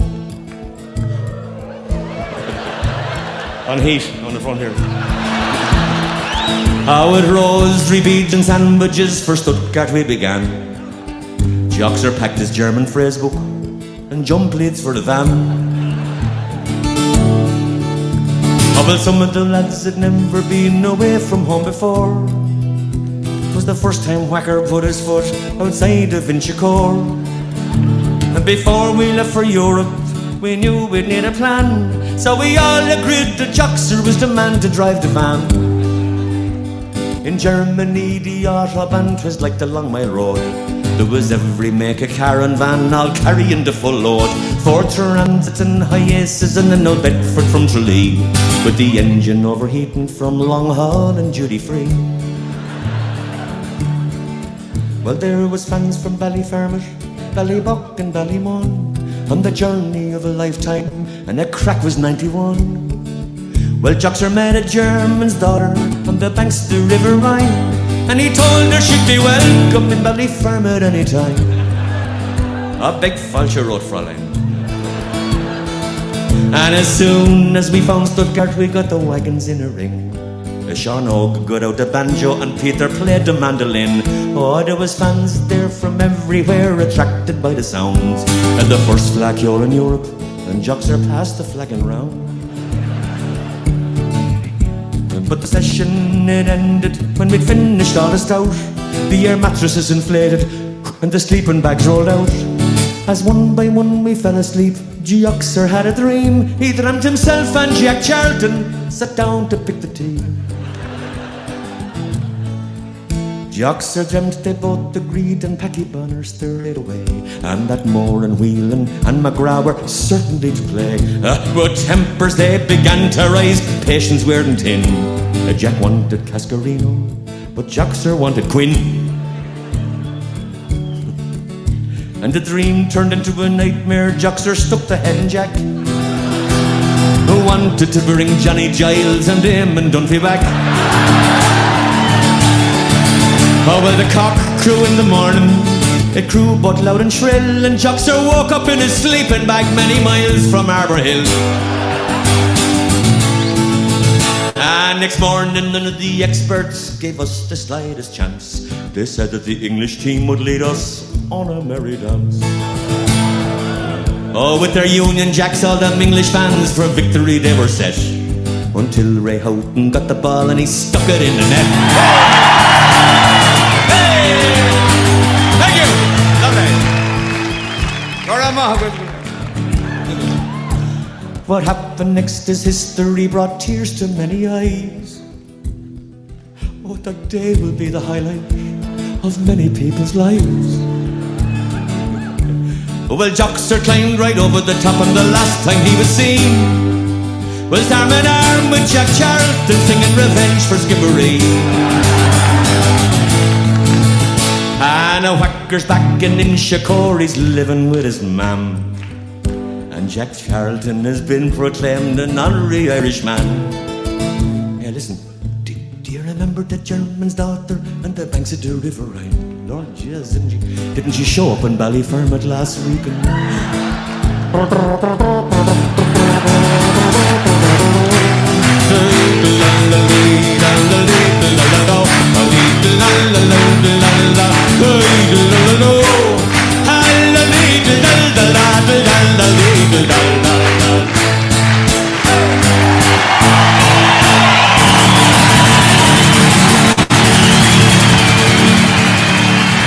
Thank you very much, everybody.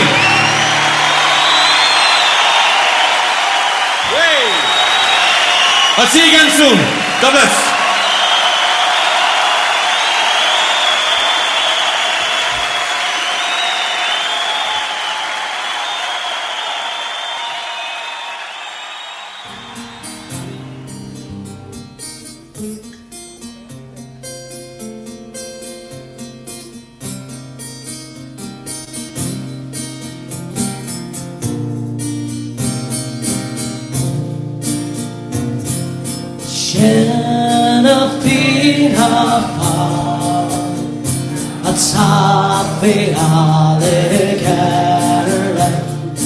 Winds are so tender rannikum They fudge face hair Shantir Shin Shir Pasta The Akbar Pantiran of the town And dots I am Sabar Noel They gone their kell on was no cell. They gone their grave. They labot now be left. Charlotte canning around the veil.